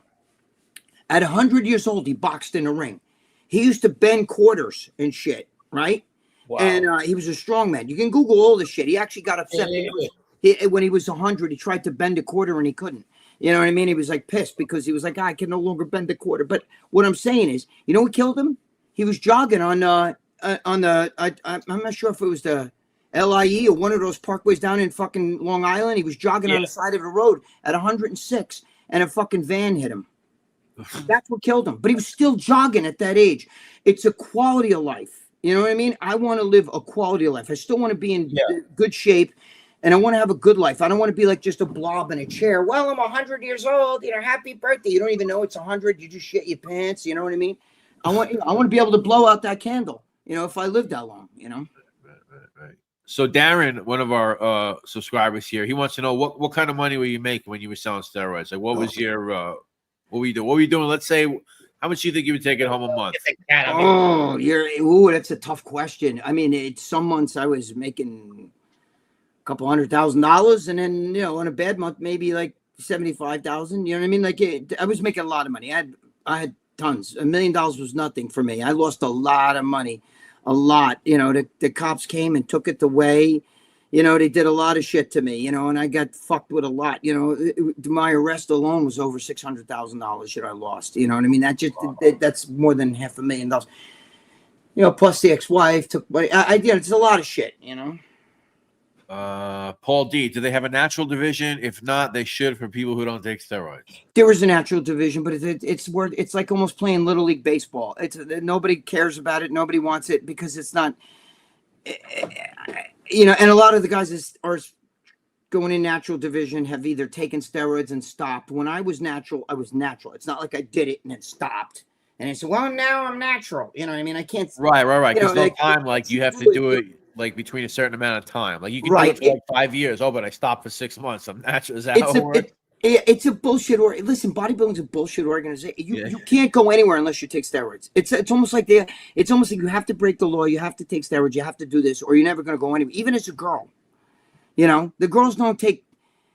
I'm not talking about even female bodybuilding, like bikini girls. They fucking dabble with that shit. You know, they take steroids that are, there's androgenic and anabolic. Androgenic are the ones with the male side effects, you know, like testosterone and everything that if you take, and you'll have the deep voice, you know, high, you know. Crazy. Right. That's crazy. Yeah. And then if they'll take ones that are highly anabolic, like, you know, Anavar, but that's, you know, it's an oral, which affects your liver. You believe it or not, I got to tell you something. I just peed in this bucket before while you guys were talking. You just went to take a pee, didn't you? No, I just let the cat in. It's made me embarrassed. I let the cat in. No, I would have told you. Yeah. Sometimes I get, you know what it is? I'm diabetic, so I got to pee every fucking 15 minutes. I get you. Yeah. Sometimes when I do these shows, I got to keep a bucket down. Other times I get up and I just go pee. But, you know, I had to pee in a bucket before. Brooklyn Knight says, "What are you arms like now?" I mean, I'm not going to take my car, but I mean, you can still see it. I mean, I'm still, you know, I'm not going to like rip my shirt off. I don't want to do it. I know guys want to see that stuff, but I don't, you know, I don't feel like doing all that. That's all right. I'm still pretty jacked. I mean, you know, I don't care about the big arms anymore. You know what I mean? Like, you know what? Go on my Instagram. Yeah. I don't even do a lot. I'm not the biggest, social media guy. But if you go into my Instagram, go look at my legs at my age. You're going to gag because my legs are really jacked. They're as jacked as some of the guys competing today. And I do one set. But there's a whole thing about it. You could go check it out. You'll see. They're ripped. They're big. It's genetic too. I got you. Melissa said this. Who's this Melissa? She looks hot. Who's that? Let's see. What are they asking? She said she sent us a little something there. Oh, thank you, Melissa. Thank you for helping us. Melissa, thank you for the 1999. I appreciate you. We had another one, and this is interesting because one of the reasons why I reached out to you at first was because of this. Any stories about Nick Tartaglione, but you didn't. No, I really didn't know. You know what's funny, Pete? I have friends that were really good friends of his. Now that I found out, you know, and they were all telling me, you know, like they're telling me I know him, but I don't know him. I don't remember meeting him. You know what? I met so many fucking people back in the day. I don't remember ever meeting him, but one of my friends was like, "Oh, he knew you." I remember talking, you know. So I don't know. You know what I mean? I don't know. Well, he probably knew who you were. I mean, probably. But I might have met. I don't know. I met everybody back in the day. I don't know. You know, I know guys that told me he was like really mellow when he was younger, and that you know he became crazy. I don't know. I don't know. I don't really know him, but I know he was wacky. You know? For those who don't know, Nick Tartaglione, he is currently in federal prison for a quadruple homicide. He is a former officer of the law around the Hudson Valley region, and he was apparently peddling steroids, taking steroids, and he is most notably Jeffrey Epstein's former cellmate in MCC. A legendary character in his own right. I did a story about him on my channel. It's called the Hudson Valley Head Case, Nicholas Tartaglione, which is picking up now, man. All this Epstein shit. I'm getting all these fucking people are watching this thing now. People are stupid, though. You know what's funny? You know, Donald Trump was on that list. Donald Trump, of course he knew him. All New York fucking millionaires were in the same fucking neighborhood. Whenever you see pictures, they were parties. Not on the island, not in an airplane with him, none of that shit. They knew each other. Of course they knew each other. Birds of a feather flocked together. All the New York millionaires. Dude, Chuck Schumer used to be friends with Trump. Fucking Jesse Jackson. Trump helped fund Jesse Jackson's campaign, okay? Back in the late 80s when Jesse Jackson, that clown, was running for president. He used to help Al Sharpton. The same people that hate his guts now. He was one. P. Diddy and him were together. That doesn't mean he was like laying with fucking Donald Trump with his fat ass was laying there with baby oil all over his piece of God. Like, you know, come and get me. Listen, let me tell you something. If there was a shred of evidence that he did something wrong, The Democrats who had those papers for 4 fucking years. 4 years they had those papers. They didn't even want to release them. Okay? Remember Pam Bondi said we have to subpoena it to get those papers. Well, guess what?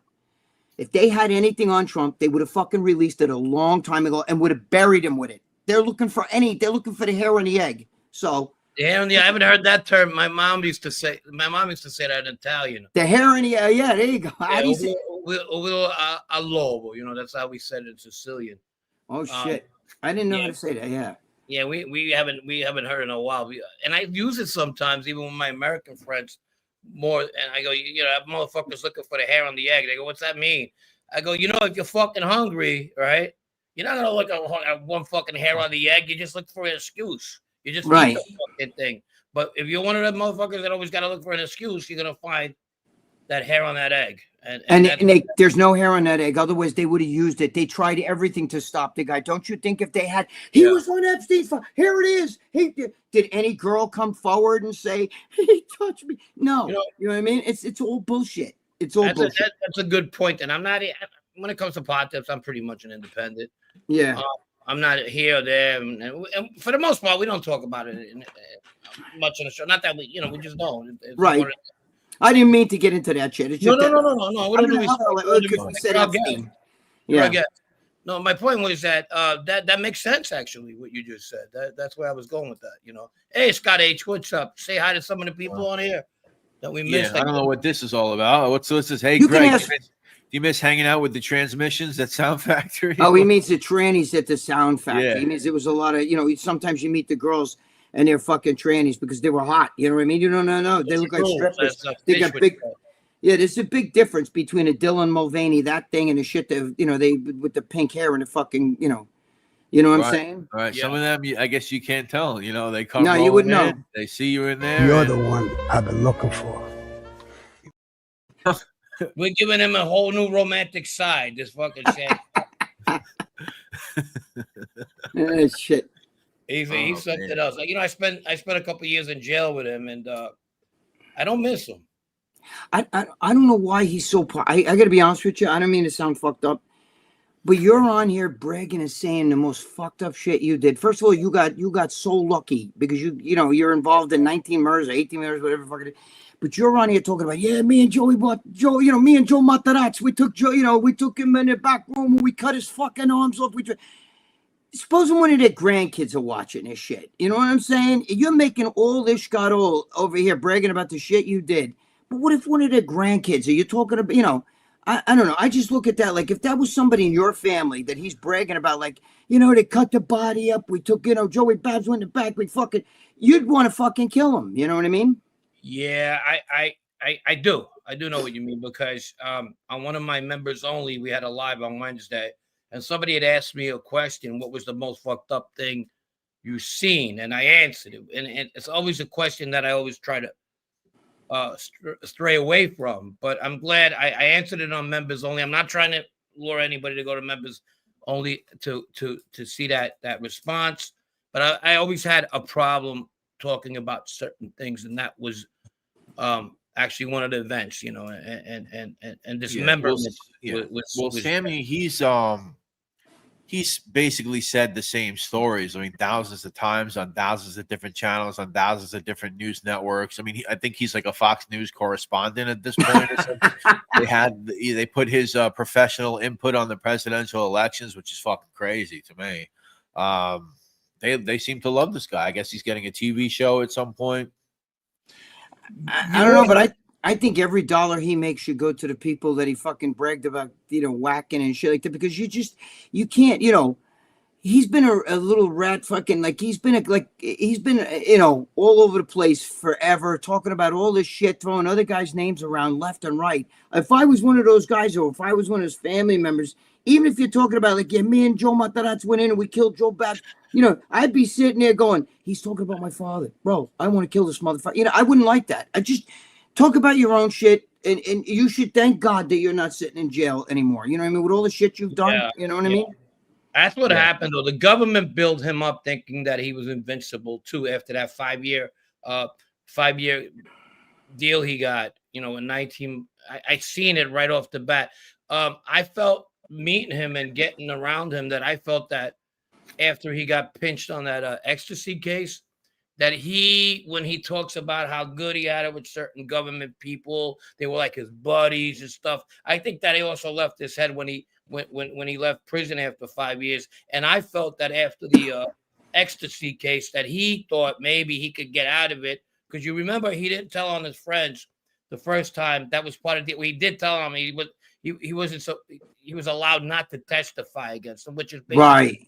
saying they got a fucking free pass. So when they started bringing them in after like 5 years that he had been in the ADX at that point, like 2004, 2005, and they built a case against his old crew, he was over there 23 hours a day. And part of the deal was, can we talk to you about these guys? And he said, yes, but you got to get me the fuck out of here. And that's why he got taken out of the ADX. Okay.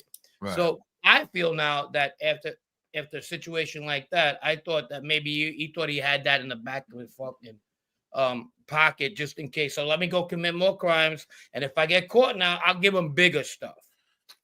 Yeah. What? Fuck you, because that's how the government operates. Once you get They're rat fucks too. Yeah, good point. Once you get in trouble, no, they're gonna say that's Arizona. This ain't New York. We don't give a fuck. They want we'll try to tell them to take it easy on you, but they don't want to. And that's what happened. But back to that, I always felt that he had that in back of his pocket, that ace in the hole he felt. So I'm just gonna go out there and not really do big things, but do enough things to make a little money, have a restaurant, and that's it. So that's how I felt about that. No, I hear you. Listen, it's nothing wrong with a guy who changes his life and all that stuff, but he gloats in that stuff. And to me, he's, it's like a rodent to me. I don't know. There's difference, like, I don't think Francis is a bad guy, like there's other guys, but he has a way of, like, I don't know. He has a rabbit's foot up his ass, because as well as I do, if there was no internet and he couldn't do this shit, he'd be back to selling ecstasy or doing something dirty. Oh, yeah. You know what I'm saying? Yeah, of course. He's marketable. We can't deny that. Oh no, he's totally marketable. I watch a lot of his shit. Not only does he have information on 19 bodies, but he also helped put away, one of the most legendary figures of the 80s and beyond. John Gotti's legendary. Either you think he ruined the mob or not, that name still sticks. We're talking about with a Brett. Everybody in the hood has a Gotti, Pitbull, or a Capone. So Well, I thought Gotti. I think Gotti was respectable. I think if he was alive today, he wouldn't be like these. Like the Bull. I just think that Sammy the Bull's just different. He's a different breed than a lot of other guys. Salute. But thank you. Yeah, no, exactly. Yeah, well, listen, I know, Greg, you're not really in the whole mob genre space, but I mean, Sammy the Bull has threatened other content creators. He has told content creators he's going to put them on their knees and make them, suck his dick. I mean, he said some crazy stuff in reference to other content creators. So he's still a little fucking nuts. He still thinks who he is, I think. And there's something mentally wrong with him, I think. I'm pretty sure. Well, look, I mean, power to him. But I don't know how somebody's gonna suck his dick. You know what I'm saying? Like, I don't get that. Did they do it? Yeah, it looked like this. Oh my god. Oh my god. Oh my god. Oh my god. Get these video clips. That's what it looked like, actually. I know people have been saying we've been playing it, but that's just do we have the dance movies? We got dude. I'm sorry, Greg. We got fucking Sammy. Where's Latrell? Dance floor.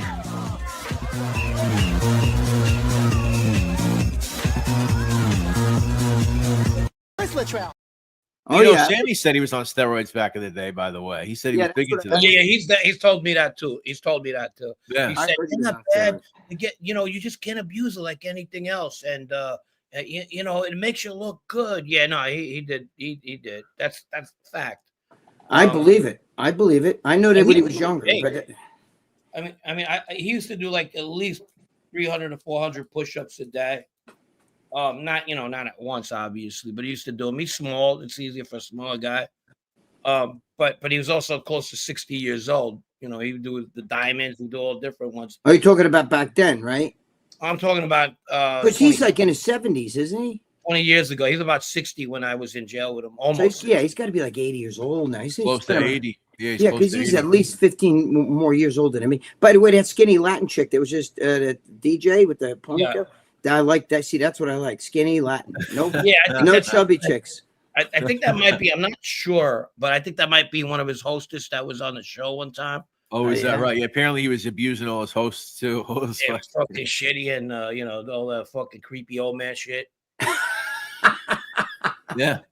The creepy old man. They're making allegations. We don't know if it's true, but. And then he got baptized a few weeks ago, if you saw that. Yeah. Really? That was good. You see him get baptized? Wait, he got baptized? Yeah.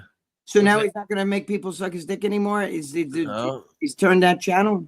No, I don't know if that was before or after. Yeah. Well, no, he's still abusive. He's still talking shit about people. He's still, But he's a born again now. They all try that route, I guess. It's fine. I don't judge, but it's a little funny. Wasn't he going at it with that kid A-Light, the John A-Light or whatever his name is? That guy? Oh, yeah. Weren't they like enemies? I got a funny story about that. Anyway, you want to hear the A-Lights? Because I am good friends with A-Light. And I have a pretty good story on that. 100 people, hit the like, please. Do you have what happened to that? You got the baptism scene. I do have the baptism thing. It's a little long. I don't know if he actually really got baptized. You want to watch him get baptized? One of the better ones he's done. It's one of the better videos. That you want to watch this? Sure, why not? Yeah, of course.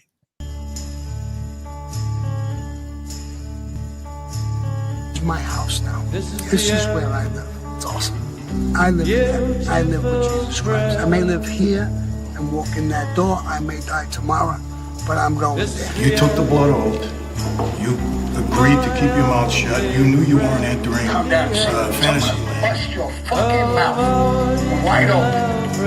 I'm gonna put you on your fucking knees and I'm gonna make you suck my dick. No safety or surprise, the end. Who the fuck in the mob says stop the baloney? What kind of statement is that? Get to your eyes again.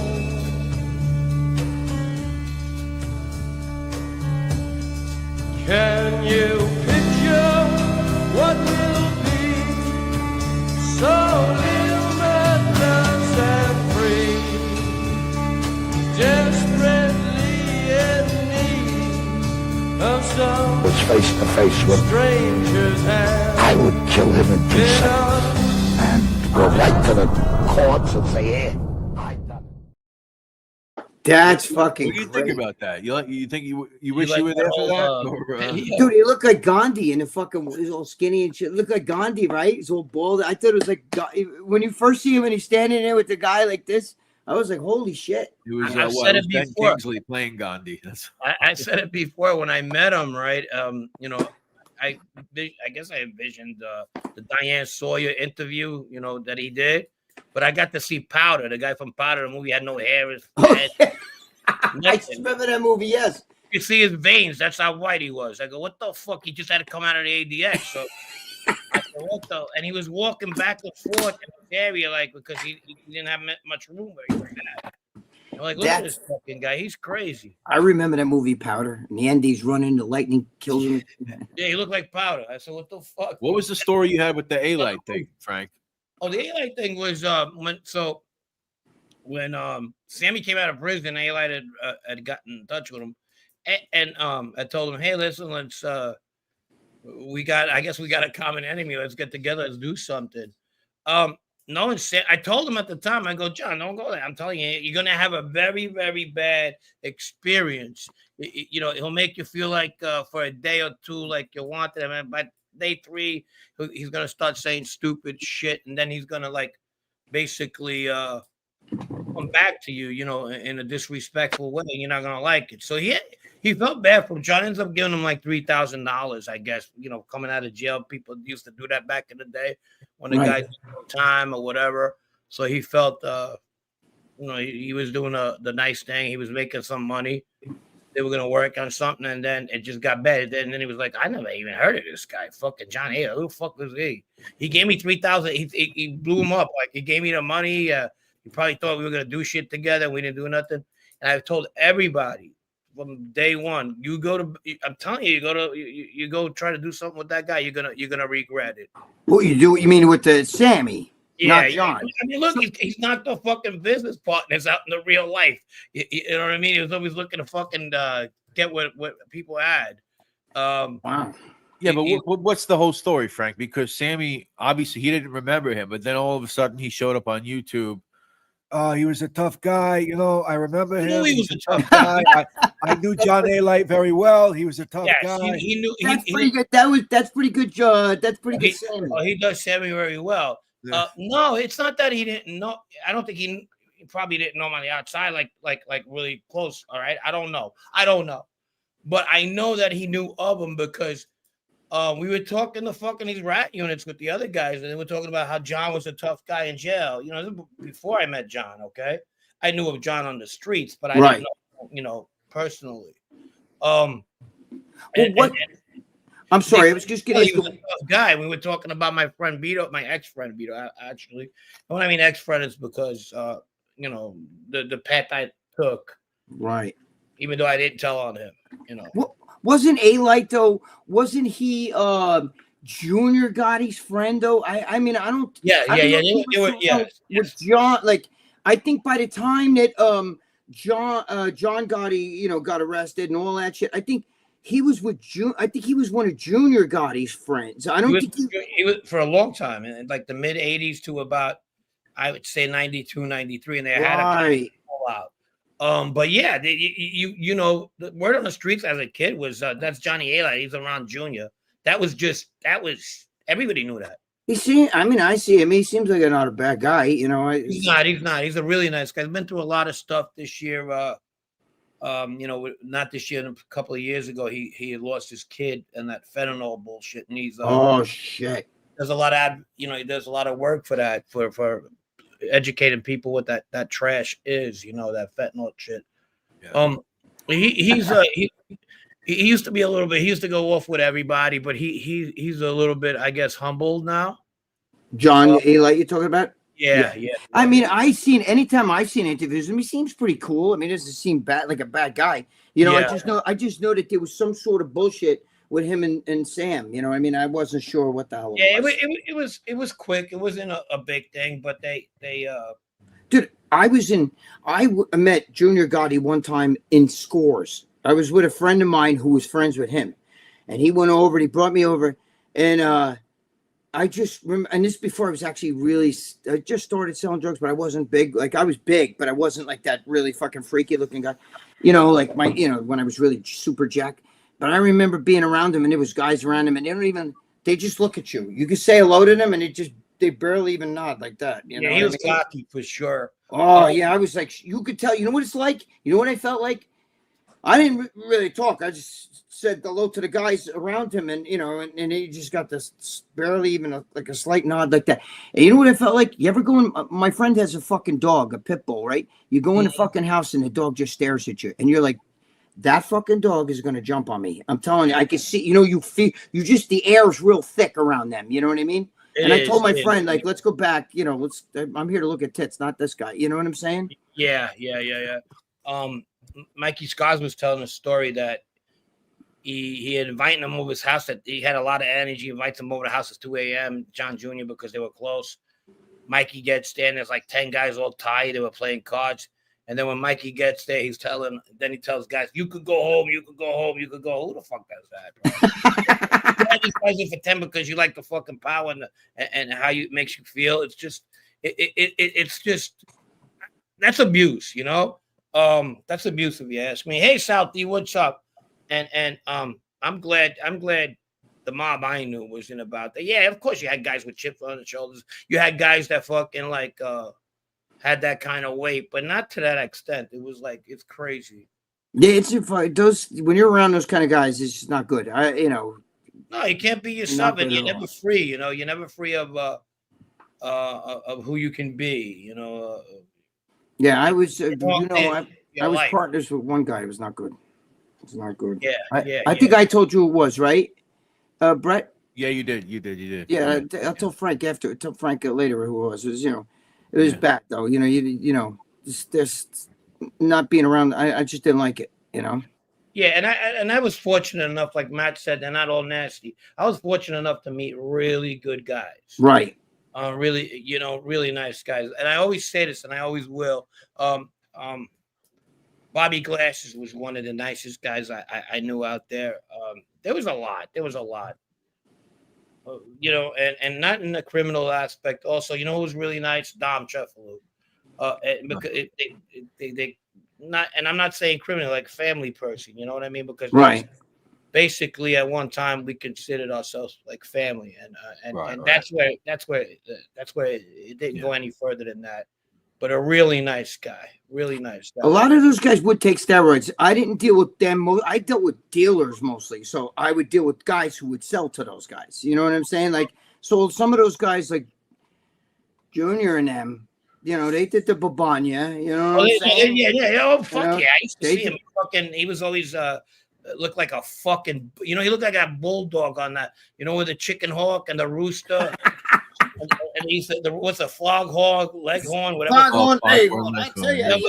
He threw the chicken hawk right in the fucking and that dog used to come out like that. That was Junior.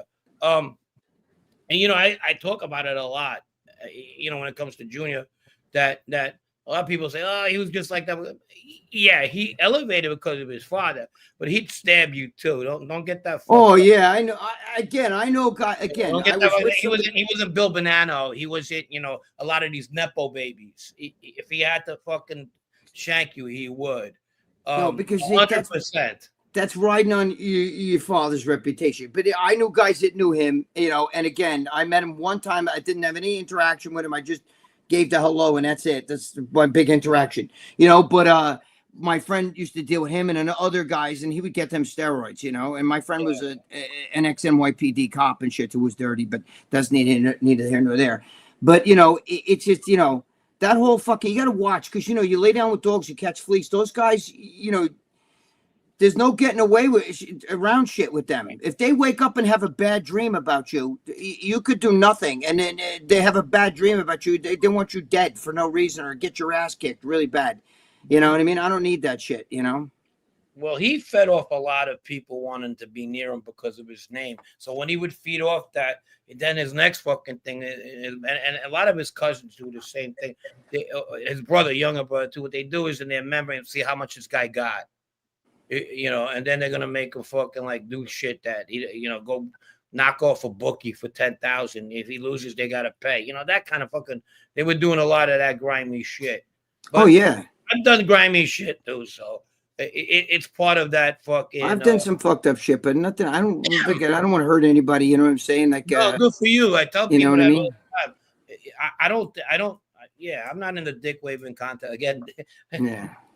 Fucking Lisa must be like, what the fuck? They've been talking about fucking dick. We ain't she said they started taking shots for every time a dick came up. They ain't dick around. Have another shot. Anyhow. Yeah, everybody's fucking drunk. God. We call it I call it the God. You know what I mean? Everybody's drunk. But I mean, but it's good that we can sit here and talk about it because there's a lot of shit that that was then. Even then, the era that was there today. Everybody's crazy. Everybody's a tough guy. You know what I'm saying? It's funny though when you see John Gotti Jr. now, he tries to act like he's a victim. I didn't do anything. Well, that's why a lot of people think. That's why a lot of people think he's soft. Yeah, I don't think he's soft. He plays like I didn't want this and that and everything like that. And I seen some guy put a comment like he's nothing. No, he was. No, he definitely was. I went on OC Shorts and we talked about that right away, and people. He'd kill you. I mean, how much more do you want that when people go, yeah, he's fucked up? People will be like, well, he was a killer, but now he's nothing. I hear shit like that. Oh, never. Motherfucker. If once a killer, always a killer. That's right. That never changes. You can pull that fucking knife or gun a couple of times. That you could easily get him back at that on that fucking thing again. Just depends what you do.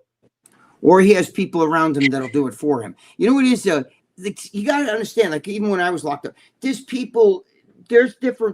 guys who are tough like this, but then there's fucking crazy, okay? Yeah, you won't see, like, when you see all these guys, like, I was a shot caller in jail and what? Dude, you were shit. because if the real crazy motherfuckers wouldn't be doing, you know, like channels and doing all this shit, then they got something wrong with them in their head. I knew guys that would fucking wait in your bushes when you got home. You know what I mean? You would never see them. You would never even see them coming. They don't care. There's crazy and then there's tough. Tough is one thing, but crazy is a totally different animal. You know that. I was in jail with a kid. That Wes Watson guy screaming all the time. Oh, dude, he's not tough. That guy's oh my God. Are you friends with that John Bravo that goes after him? I'm very close with John Bravo. Yeah, I'm really good friends with John. Really good friends with John. Listen, let me tell you, that poor guy, I feel bad for Wes Watson because he's a mess. When you got to talk, everything you talk about, you got to remember I was in jail. I was in prison. And in prison, dude, nobody fucked with me, bro. So pedos. So pedos. They got no choice. They got to go to prison, right? Yeah, listen, nobody talks. Can you imagine the guys that you knew that were really bad, that had screw looses? You know, could you picture a Gregg Scarpa saying, nobody fucks with me. I'll kill you. I'll fuck it. No, they wouldn't say a fucking word. It's when they sit and they stare at you. You know, this guy, when a guy has a really bad fucking crazy motherfuckers are not going to fucking sit on here and be talking about how, like, you know, oh, I was in jail. I'll fucking kill you. You don't know, man. I was in with murders. I was a shotgun. You're a mess. You're a mess. You understand? You're a mess. When you have to drive around, listen, I could go right back to drug dealing and make the fucking money like you wouldn't believe, right? But then I'd be in jail because, you know, I'm already was in, dude, my shit was all over the fucking television when I got arrested. So I'm under a microscope. If I did that shit now, I'd be fucked my whole life. But you know what? I'm my kid's hero. I'm a fucking billionaire. You know why? I make just enough money to pay my bills and that's it. Okay? I drive shit cars. But I'm happy. You know why? Because my fucking kids love me. My friends love me. And if I drop dead tomorrow, they'd have to open up the fucking funeral parlor double because I'm loved. Do you understand? Because I do the right thing by my family and my kids. That's why I say I'm broke because I've always taken care. My daughter, I'm her hero. My son, I'm her hero. That's where you're a rich man. This guy's sitting there arguing with his girlfriend. She's sitting on one end of the couch. He's like, you need to love me. I'm the man. Or you need to respect me. I'm the fucking man. Dude. She's sitting there on the end of the couch. You could see she doesn't give two shit. My girlfriend, if I own this house, I have no mortgage, thank God, you know, but it's been that way 30 years. If I fucking went and said to my girlfriend, we got to lose the house, we're going to go live in a tent out in the fucking woods, she'd live with me. You know why? Because she loves me. You understand? And that is fucking, you can't, there's no dollar value. There's no money in that. Yeah. Right. Exactly. There's no value. If your family loves you and your friends love you and your kids love you, that's all that fucking matters. Money doesn't matter. You can drive a Bugatti. Who gives two shits? Who gives two shits about a fucking guy driving a Bugatti that you got a Bugatti? You know why you have to have all those gold chains and a pocketbook and gold chains around your neck? Because you don't really like yourself. So you got to have other people think that you're somebody or not. You could stick gold chains and silk around a jackass's neck, but underneath it all, it's still a jackass. You understand what I'm saying? Yeah. So, I mean, I actually feel bad for the guy. I could help the guy, but he'd have to fucking change his whole thing. Wes Watson. Yeah, man, you can't fucking do. You're sitting there. There's not a sentence that guy. He's sitting there talking to his girlfriend. His mother's right there too. So he got his mother and his girlfriend and a little girl who's maybe 3-4 years old. Everywhere he's like, I should be getting my cock sucked right now. And I'm like, there's a little girl right there, bro. I have another one, Lisa. What's that? Oh yeah, sorry, whoever Lisa is. There's another one. But I didn't say dick. Anyway, there's another one for you. But I'm saying that, you know, like, you know, you're talking this shit every word out of your mouth. You know, you have to keep saying every sentence that you were once in prison, you were a shot caller, you fucking nobody fucks with you because you're tough, you know. But it's all a scam, like we talked about before, like with the guys that are paying the women. These are just guys paying another guy to abuse them. It's disgusting. You're fucking pathetic. You got man You're tits. worthless Pay and me weak. $3,000. I'll get you in shape. It's the same idea. Meanwhile, he hates himself. Okay, he hates himself. You can't even get that girl that's sitting on the end of the couch. He had to say, "You don't even say you love me. Say you love me," and then she goes, "I love you." Imagine you're talking in front of your mother. You're talking in front of your mother, saying, "I should be getting my cock sucked right now." There's another one, Lisa. Fast enough, basta. You know, I'm saying, like, you're saying all shit. There's a little girl sitting there. You're pathetic. You know what I mean? But people fucking fall for that crap. You know, you don't. The rich man's not the man. Let me tell you something. Steve Jobs, when he got cancer, all the billions of dollars he had, guess what? Couldn't stop that cancer, brother. No, we're all dead. That's right. The worms don't care. When the worms don't give a shit how much money you made or how famous you were. To them, you're food. You understand what I'm saying? So when you're in the ground, you're no different than some poor bastard in India who starved and dropped dead on the side of the road because he couldn't eat. You know what I'm saying? You're the same thing. You're worm food. That's it. That's what they see you as. Yeah. I'm tired of these fucking, these people think that there's somebody. And by the way, yes, John Bravo's actually a really good guy. If you got to know him, he's cool. I don't know what listen. I've seen him on YouTube for a while. I mean, I guess I don't know what he's into. I don't really know his backstory. I like when he goes on those chats and people think he's like an artificial intelligence. They don't think he's like real. They don't think he's a real person, I guess, because of the way he looks or whatever. Well, he's got that hair. He's got the hair, his complexion. I don't know if he's got the adrenochrome young blood diet too or something. No, he looks good. He has that fucking hair, bro. I'd kill to have that hair. That shit's like 4 inches up, man. I wish I had that. He really abuses some of these guys. He does a good job at it. It's fun. He's good. Well, he digs out shit. You're like, how the fuck did he dig that out? Like, where does he get these? I don't know where he gets these films from, but he gets them, and he could definitely, he knows what he's doing. I love it, but he's a good guy. I like everybody, but just remember, guys out there, it's not how much you make, or that means nothing. If your girlfriend would live in a fucking tent with you out in the woods and still, whatever, follow you to the end of the earth like that because she loves you and believes in you, that's all that matters. You know what I mean? Don't matter how much money you got, a Bugatti. Who gives a shit? If you lost all your money tomorrow, would she still be with you, that chick? You know what I mean? Your swimming pool, your fucking nice house. Your guy drives a Bugatti, says it's $1 million. I don't know how much you pay for a Bugatti. I have no idea. I drive I got 2 cars, a Honda fucking, a 2000 Honda with I got to undo the windows, still got cranks on them. You know what I mean? And then I got you just don't get her. That's fine, man. I get it. I totally. That's right. My shit will get me. My shit will get me from A to B the same way your Bugatti will get you. You know what I mean? Yeah. Just pay less insurance. Yeah, for sure, Greg. You know the story. You got the crumb bum of the week? I don't have one. Honestly, I didn't think of one. How about you, Greg? Greg? You got any crumb bums of the week? A crumb bum? Yeah. You're a real crumb bum. You're a crumb bum, real crumb bum. You're a Momo. You got one? You got to do the Momo. Momo of the week. Anybody, it don't matter.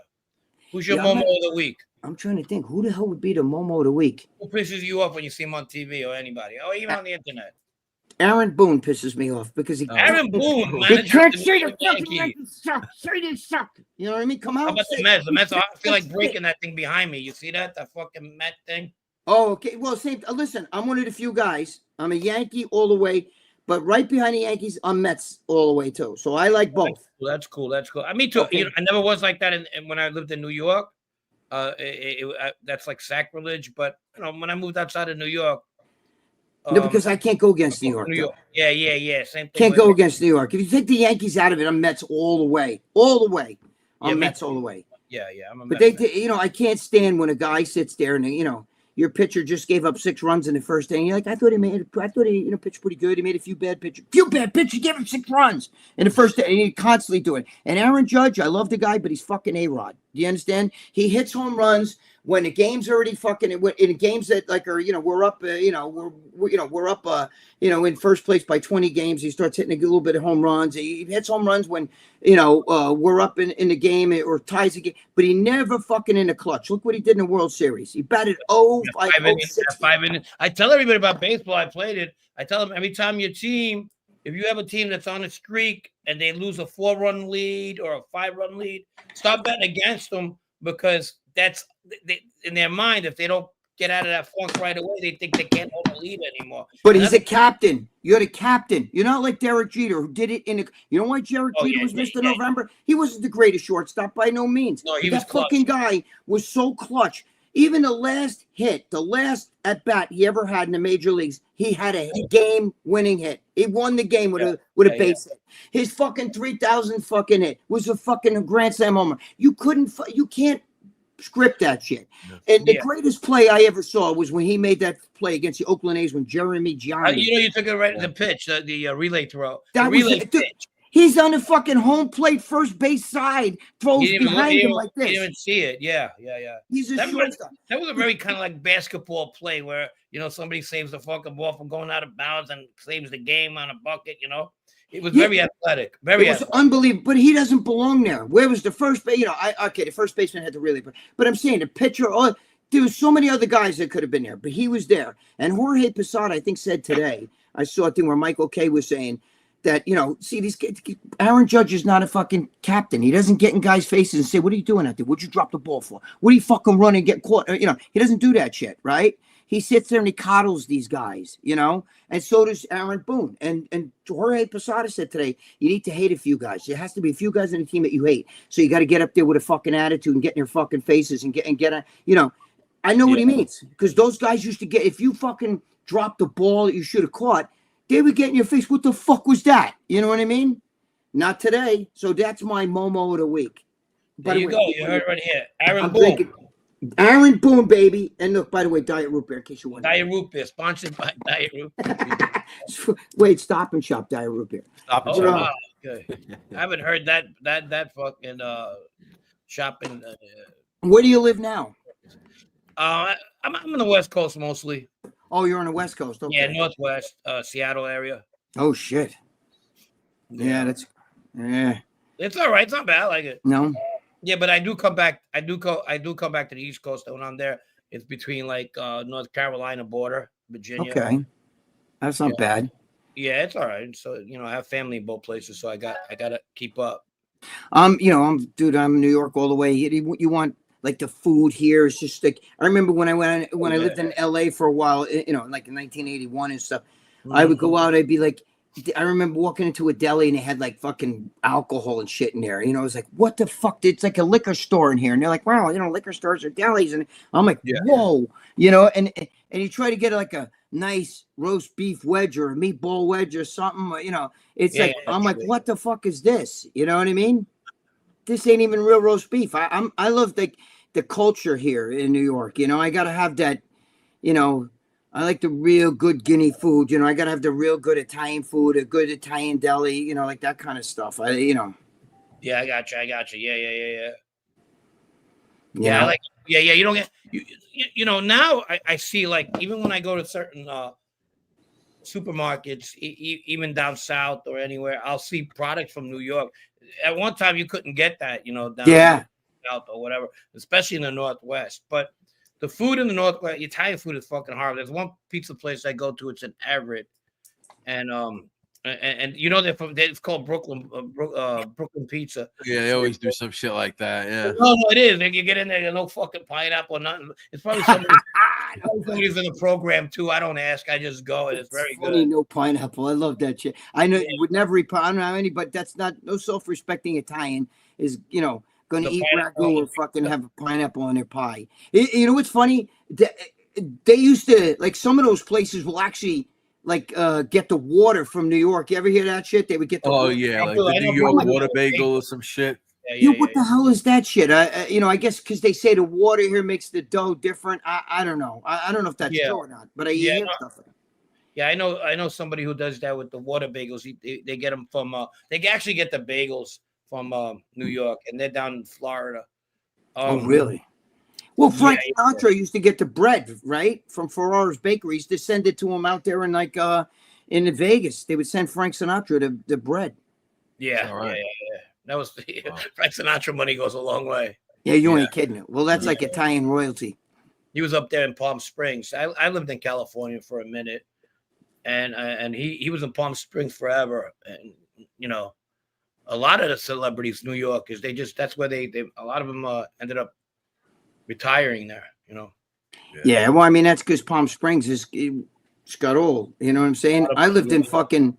I was in Santa Monica and all that Venice and shit, and then I also stayed a little bit in where I used to travel to Gold's Gym. And when I first got there, it was in Long Beach. Man, that's a savage. There was fucking savages over there. It's just no joke. Long Beach, California. In California, in a minute to visit, I have, but I haven't lived there in a minute. But it was okay. It was okay. I like the West Coast. It's not New York, but I'm over New York. I'm burnt. Even when I go back and whatever, either I do a show or whatever, and I go past by there, it's not the same. Especially my neighborhood. My neighborhood's gentrified. It's very gentrified these days. Yeah, it's the same thing. I'm originally from the Bronx, and where that's all. I lived in housing projects with all, it was all Italian. Now it's savages. You know what I'm saying? It's not the same. Right. You know, you hear people, go to Arthur Avenue, and everything. But yeah, but it's like a fucking couple stores, and right there, there's still savages. Yeah. You know what I mean? Yeah. It's crazy. I mean, you think that's bad? When I lived down south, you could throw your fucking shoe and be in a bad neighborhood in a minute. Oh yeah. And they'll tell you like these 2 blocks are good, but those 2 blocks are bad. At least in New York we had a perimeter. Either you didn't go certain places at night, and certain people didn't go to certain places. I'm not saying it's right, but that's how it was. But in the South, you figure, they get this. They want to put it out that it's one of the most racist places. It actually, Black and white people live together for a very long time. That's why you mostly got in the South for a very long time.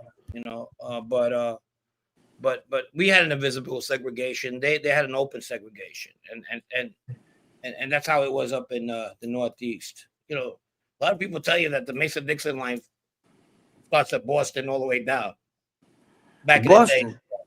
Boston's a crazy place. That's a little. Well, back then, I don't know how it is now, but things are getting better. Racial tensions is getting better in this country. I mean, I think I don't think that they're bad. I think that they're the kind of left kind of makes it. They use an excuse, but whatever. Yeah, for sure. They use that shit as an excuse. I mean, like this is the year 2025, man. You know what I mean? It's that shit's it's crazy. Yeah. I mean, we still got a lot to go, but I think we're in an okay place. Not better, but okay. I think everybody takes. We got the crumb bum. Hey, Greg. Hey, Greg. We were in Valhalla in 2000. Greg. Hey, Greg Pavlik. You guys were in jail together. Oh, were we? I don't know. I'd have to see you. I'd have to see your face. Tell me something about you, and then I'll see if I know who you are. No, I don't know if it's him. Gary Pavlik? Yeah, I don't know. I don't know if that's him. In Valhalla? Tell me something. There's a few things I know about somebody that was talking with in there. Tell me something like that I would know that it's you. Brooklyn Ice. A lot of guys make. Someone was on the commissary list right now. Brooklyn Ice says, Greg, I know a guy who did time with you in Valhalla 25 years ago. He said in the new building. Yes, I was in the new jail. So he knows you. Maybe, but it could be one of my friends that likes to fuck around and thinks he's funny, like doing fake names and shit like that. Steven. I know what I Steven. But he's one of them. But I'm just saying, like these guys, they think they're funny. You know what I'm saying? Gary, I think Gary's. I've seen Gary around. No, I don't know if it's.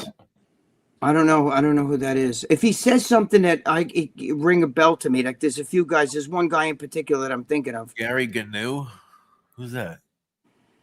I don't know, but Gary, tell me something like that we talked about. I have it in my head. And I want to know if that's. Hold on, I'll be right back. Yeah, no problem. I would tell me something, that I talked about with you, and I have a few things in my head. So if you're the guy I'm thinking is possibly, you know what I mean? Then I would know. You know what I'm saying? Like I'm not gonna say it here. You have to tell me. Otherwise, you could be just one of my friends fucking around. But if there's somebody who wants to ask me a question, I don't care, even fucked up questions. I don't give a shit. I have no filter like that. Like, I don't care. You know what I mean? Like, don't feel like if somebody asks something, like if somebody asks a stupid thing or something. Gary, I guess it's not bullshit. We used to go on the rec deck and bullshit. There's no rec deck. So that's bullshit. See, there's no rec deck there. There was no rec deck. Gary is a real guy. He's my friend. Yeah. Okay. So it's somebody playing around. Well, we know this guy, Fish. He's definitely not. Fish he's is definitely a regular for a while. Gary's a real this guy. guy says rec. We used to go on the rec deck. What's the rec deck? Where's the rec deck? There was no rec deck there. There was no rec deck. What are you talking about? Tell me Tell me what we talked about. Just tell me something we talked about, and I'll know if it's the guy I'm thinking of. All right. I think Gary's been in the MDC because he made a comment on one of the comments in that night. Look. Oh, he was in MDC, really?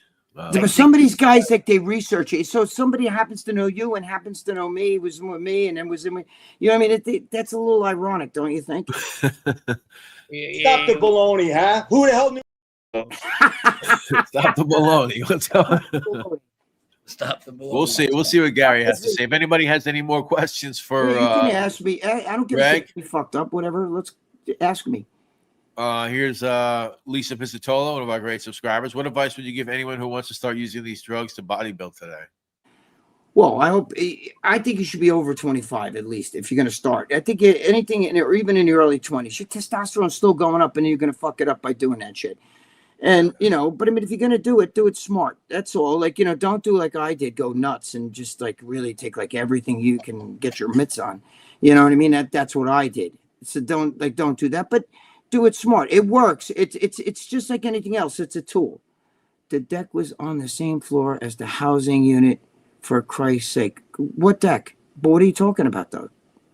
Tell me what we talked about, Gary. Tell me something that you and I discussed, and I'll know if it's the person I'm thinking of. You're just making a general statement. The deck was He said you went outside to play basketball. Who said that? Gary. There was no outside to play basketball. There was another room where you could play basketball, but there was no outside. Well, did they have that little ad thing outside? Yeah, but I didn't. But I didn't play basketball, bro.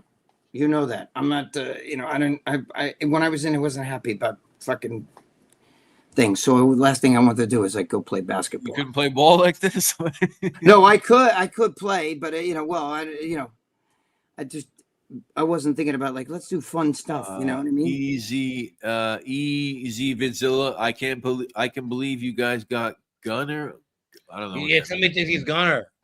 Gunner who? Oh, that's it. Nah, this is Yes, you get the trolls now. They're gonna like, don't you remember? All right, so here's Gaslight Studios. We're lifting weights on that thing. Greg. What do you think of Raging Bull, Greg? Movie. I guess it was a good movie. I lost my love for obviously Robert De Niro after the bullshit with him. You know what I mean? You know, and then his son comes out transgender. Now he's like, I have a daughter now. Like, get the fuck with that shit. You know what I mean? Greg, do you know Dom Cicali? Dom Cicali. That does sound a little familiar. Sounds a little familiar, but no, it's not somebody. If it is, it's somebody I maybe bumped in. It's nobody I hung out with or that I. You know what I mean? All right. He's a friend to the show. Dom, also in that. Oh, Dom. Okay, maybe a captain with the Bonanno family. See? Oh, okay. In the I Bronx. was talking about bodybuilding. I thought I was talking about bodybuilding. I don't know. You know, the name sounds familiar. Maybe that's why, because it's a somebody in, you know, like that's mob shit. But yeah. How long did they lock you up for all that? I was in there a couple months. First of all, what happened was they took away.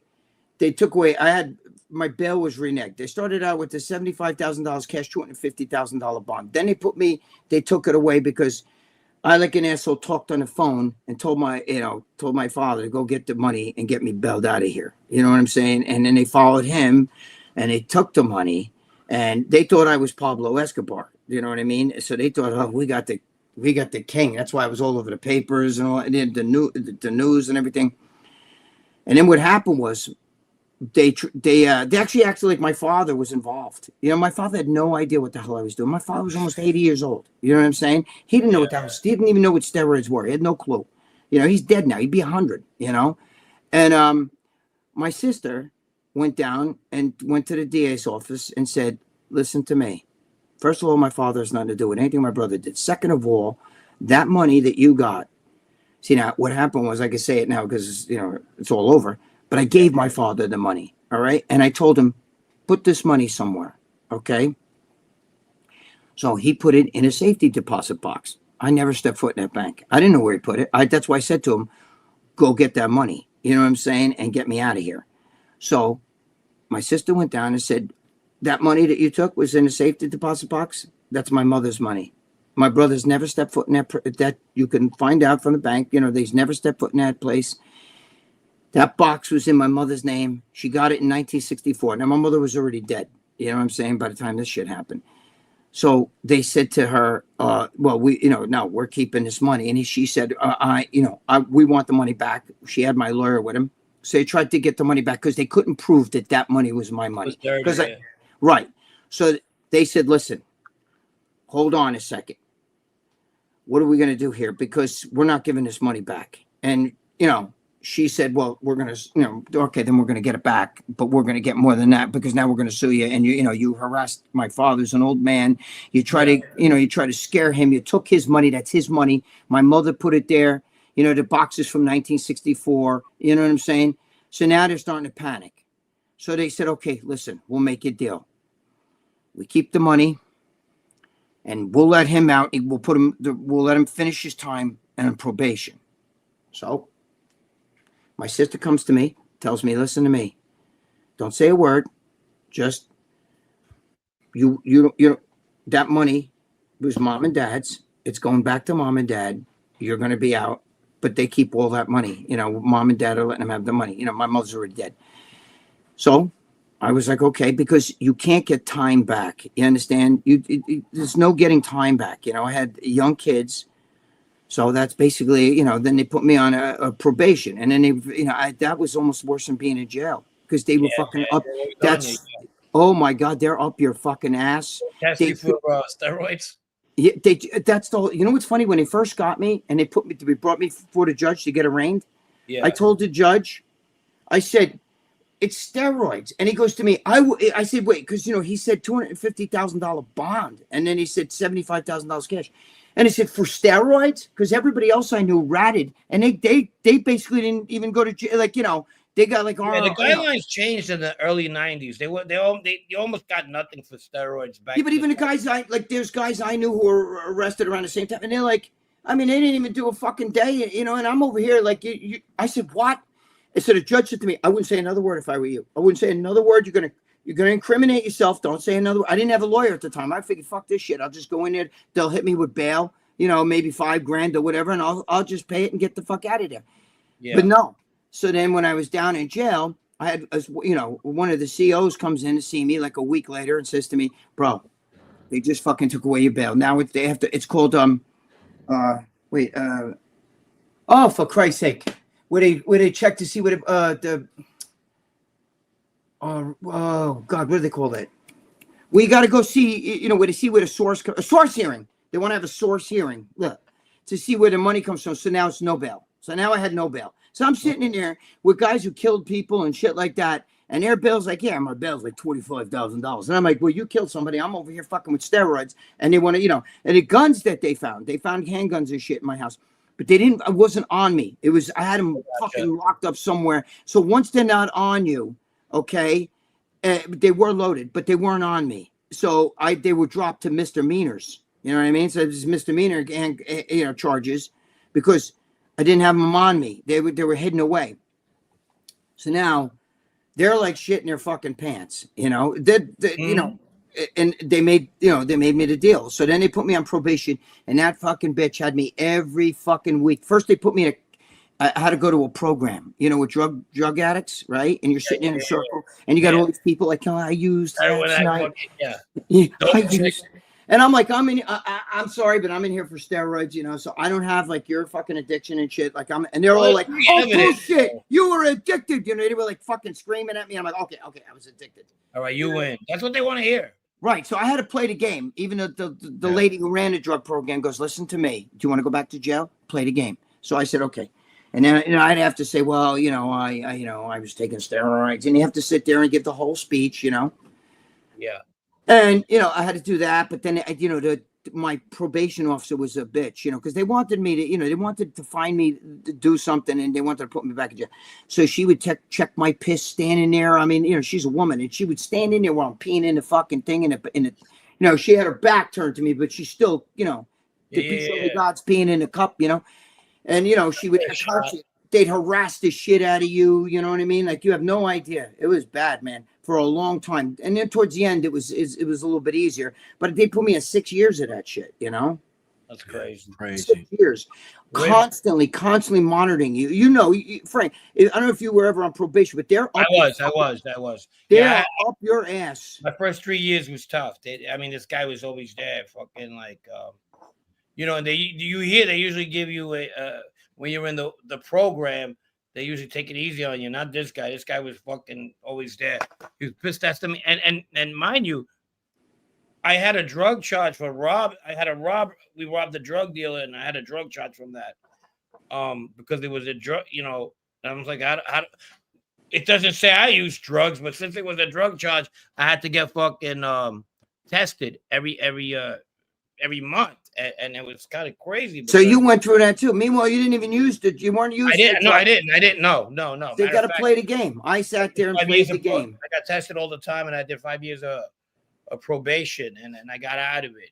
So I got out of it because I wasn't fucking around with anything. But this guy, I don't know if he's asking me. I don't know what he's asking me. Yeah. I don't know. Right. You'd have to, Buddy you have to be more Kucharczyk? specific. Buddy Kucharczyk? That's pretty specific. No, I don't know. That name does not ring a bell. Yeah. But anyway, listen, Greg, we're 2 hours and 20 minutes in. Yeah, we usually go 3, don't we? I'm sorry. We'll start talking about fucking now. You see the sale on Walmart? We'll start talking about it. You name it, we'll talk about it. I'm fucking. You're a desk. I'll tell you that. You got to come back on though. Thank you. It's great talking to both you guys, man. We could talk forever. Yeah, for sure. Good Frank, you got anything you want to say? Anything you want to plug? My crumb bum. We got the Aaron Boone. I'm gonna stick with that. I'll go with that. Aaron Boone's a crumb. You gonna go with Aaron Boone? Yeah, sure. Why not? Him and who else? That's it. I can't think. And Juan Soto for the Mets, because Juan, if you were playing like you did for the Yankees, the Mets would be fuck. Come on, they got you fucking paying you $765 million, and you're fucking. What are you batting? I don't even want to talk about that gury. He's just, and he's a great player. Those contracts make me fucking sick. That's why I don't that even want to contract. His contract is what makes me not like him. Do you know? I remember when I don't mean to. I'm not trying to draw the show a little bit longer, but I just want to say one thing. I remember when I was young, Pele became the first $1 million play. The first $1 million play. I remember thinking they're giving that guy friggin' $1 million. Was $1 million though. They win in baseball $1 million a year. Like what? But you thought like, holy shit, you know what I mean? Like back when I was young and in the Mickey Mantle days, guys would play baseball during the season, and in the off season they sell cars. Work for real estate companies. Yeah, they had to have a second job. Yeah. You know how much the highest paid player in 1977 was making real quick, and then we go whatever. How much? It was Mike Schmidt. He was making about $560,000 a year, which was a lot of money in 1977. And the year before, he almost doubled that. And people were like, how the fuck can you give somebody $563 million? And Mike Schmidt's a Hall of Famer, of course. But today, if you just get called up and you sit on that bench and you're considered a major league player, the bottom fucking salary I think is $675. So you can get a guy that just played fucking college baseball. All of a sudden now he plays a major league, and most of those guys are already making a lot more. They sign college bonuses and minor league bonuses for a couple million. But think about that. What Mike Schmidt made is not even with today the bench warmer kid who just gets called up, as a rookie. His bottom salary that you can make, the bottom is, I think it's $675. That's fucking crazy. Yeah, it is. Somebody said Reggie Jackson made $600,000. I was looking at the statistics. Yeah, I don't know if that's just baseball alone or with maybe. Yeah, 1977. Those were two of the biggest names right there. Anyway. Oh yeah, not for you know who made the big splash was after that was Dave Winfield when Steinbrenner gave him. I forgot how much money it was. He gave him $1 million for 10 years. Yeah. And then now forget about it, And then people were like, fuck, a million. Forget about it. If you're a hot chick and you weigh and you're only like 18 years old and you started freaking OnlyFans, you make that. You know what I'm saying? Now they're making that in a year. All right, guys, ready? Yeah, now they do. Hold on, we got a gifted. Tatoni gifted one membership. Thank you, Tatone. Thank you, buddy. That's a good way to end the show. That's a great way to end the show. I don't know who got the membership. I can't tell by looking in here. I can only tell if I looked on my phone. But thank you, Tatone. Appreciate you. Listen, we're gonna get going. We're going out with 95 people. I think we had almost 120 at one point. 2 hours. Is that good? Is that good? Your normal thing or not no? Bad. Yeah, not bad at all. Yeah, fucking great. But thank all you guys. Thank you. We don't know what to expect when we bring a guest on. Yeah, that's but true. For us bringing a guest on, that's good because they expect for us to talk about whatever, who got the fucking stabbed in 1987 or whatever fucking you know, and we do a series on the show about Frank's life and his friends. So we don't know what to expect when we bring a guest on. But for a guest, no, this is fucking great. Episode 2, we're gonna touch on Bath Avenue against 20th Avenue, and yeah, it leaves off me meeting up with the kid OJ, and then he was dead. So we were gonna talk about that. We're going to talk about that. Last question from Gaslight Studio. Frank, the Narco Wars that you were on is going to be on Amazon Prime again. Was that Nat Geo that you were in that one? Nat Geo, yeah, both episodes. I was in season 2, season 3. Also, any updates on that? Season 3, yeah. Any updates on that Pizza Connection production? Oh, I read that backwards. Sorry. Any updates on that? Can't talk Greg about is laughing. The Pizza I can't even fucking read anymore. Pizza Connection production. The way that fucking flows is messing my head up. Pizza Connection production, or is that under NDA? It's NDA. Okay. Jesus, the way those 3 words was messing my head up. Listen, everybody, have a good night. Thank you guys for having me on. And thank all you guys for watching. Man. Thank you. You were great, Greg. Thank you guys. Thank you guys. You guys are great having me. Thank you. I'll do it a million times again if you want. Thank all you guys for watching. Thank everybody. Believe me, we're going to ask you again. Yeah, for sure. Stay there for 1 second. We'll end the stream. Thanks, everybody. You guys have a good night. We'll see you soon.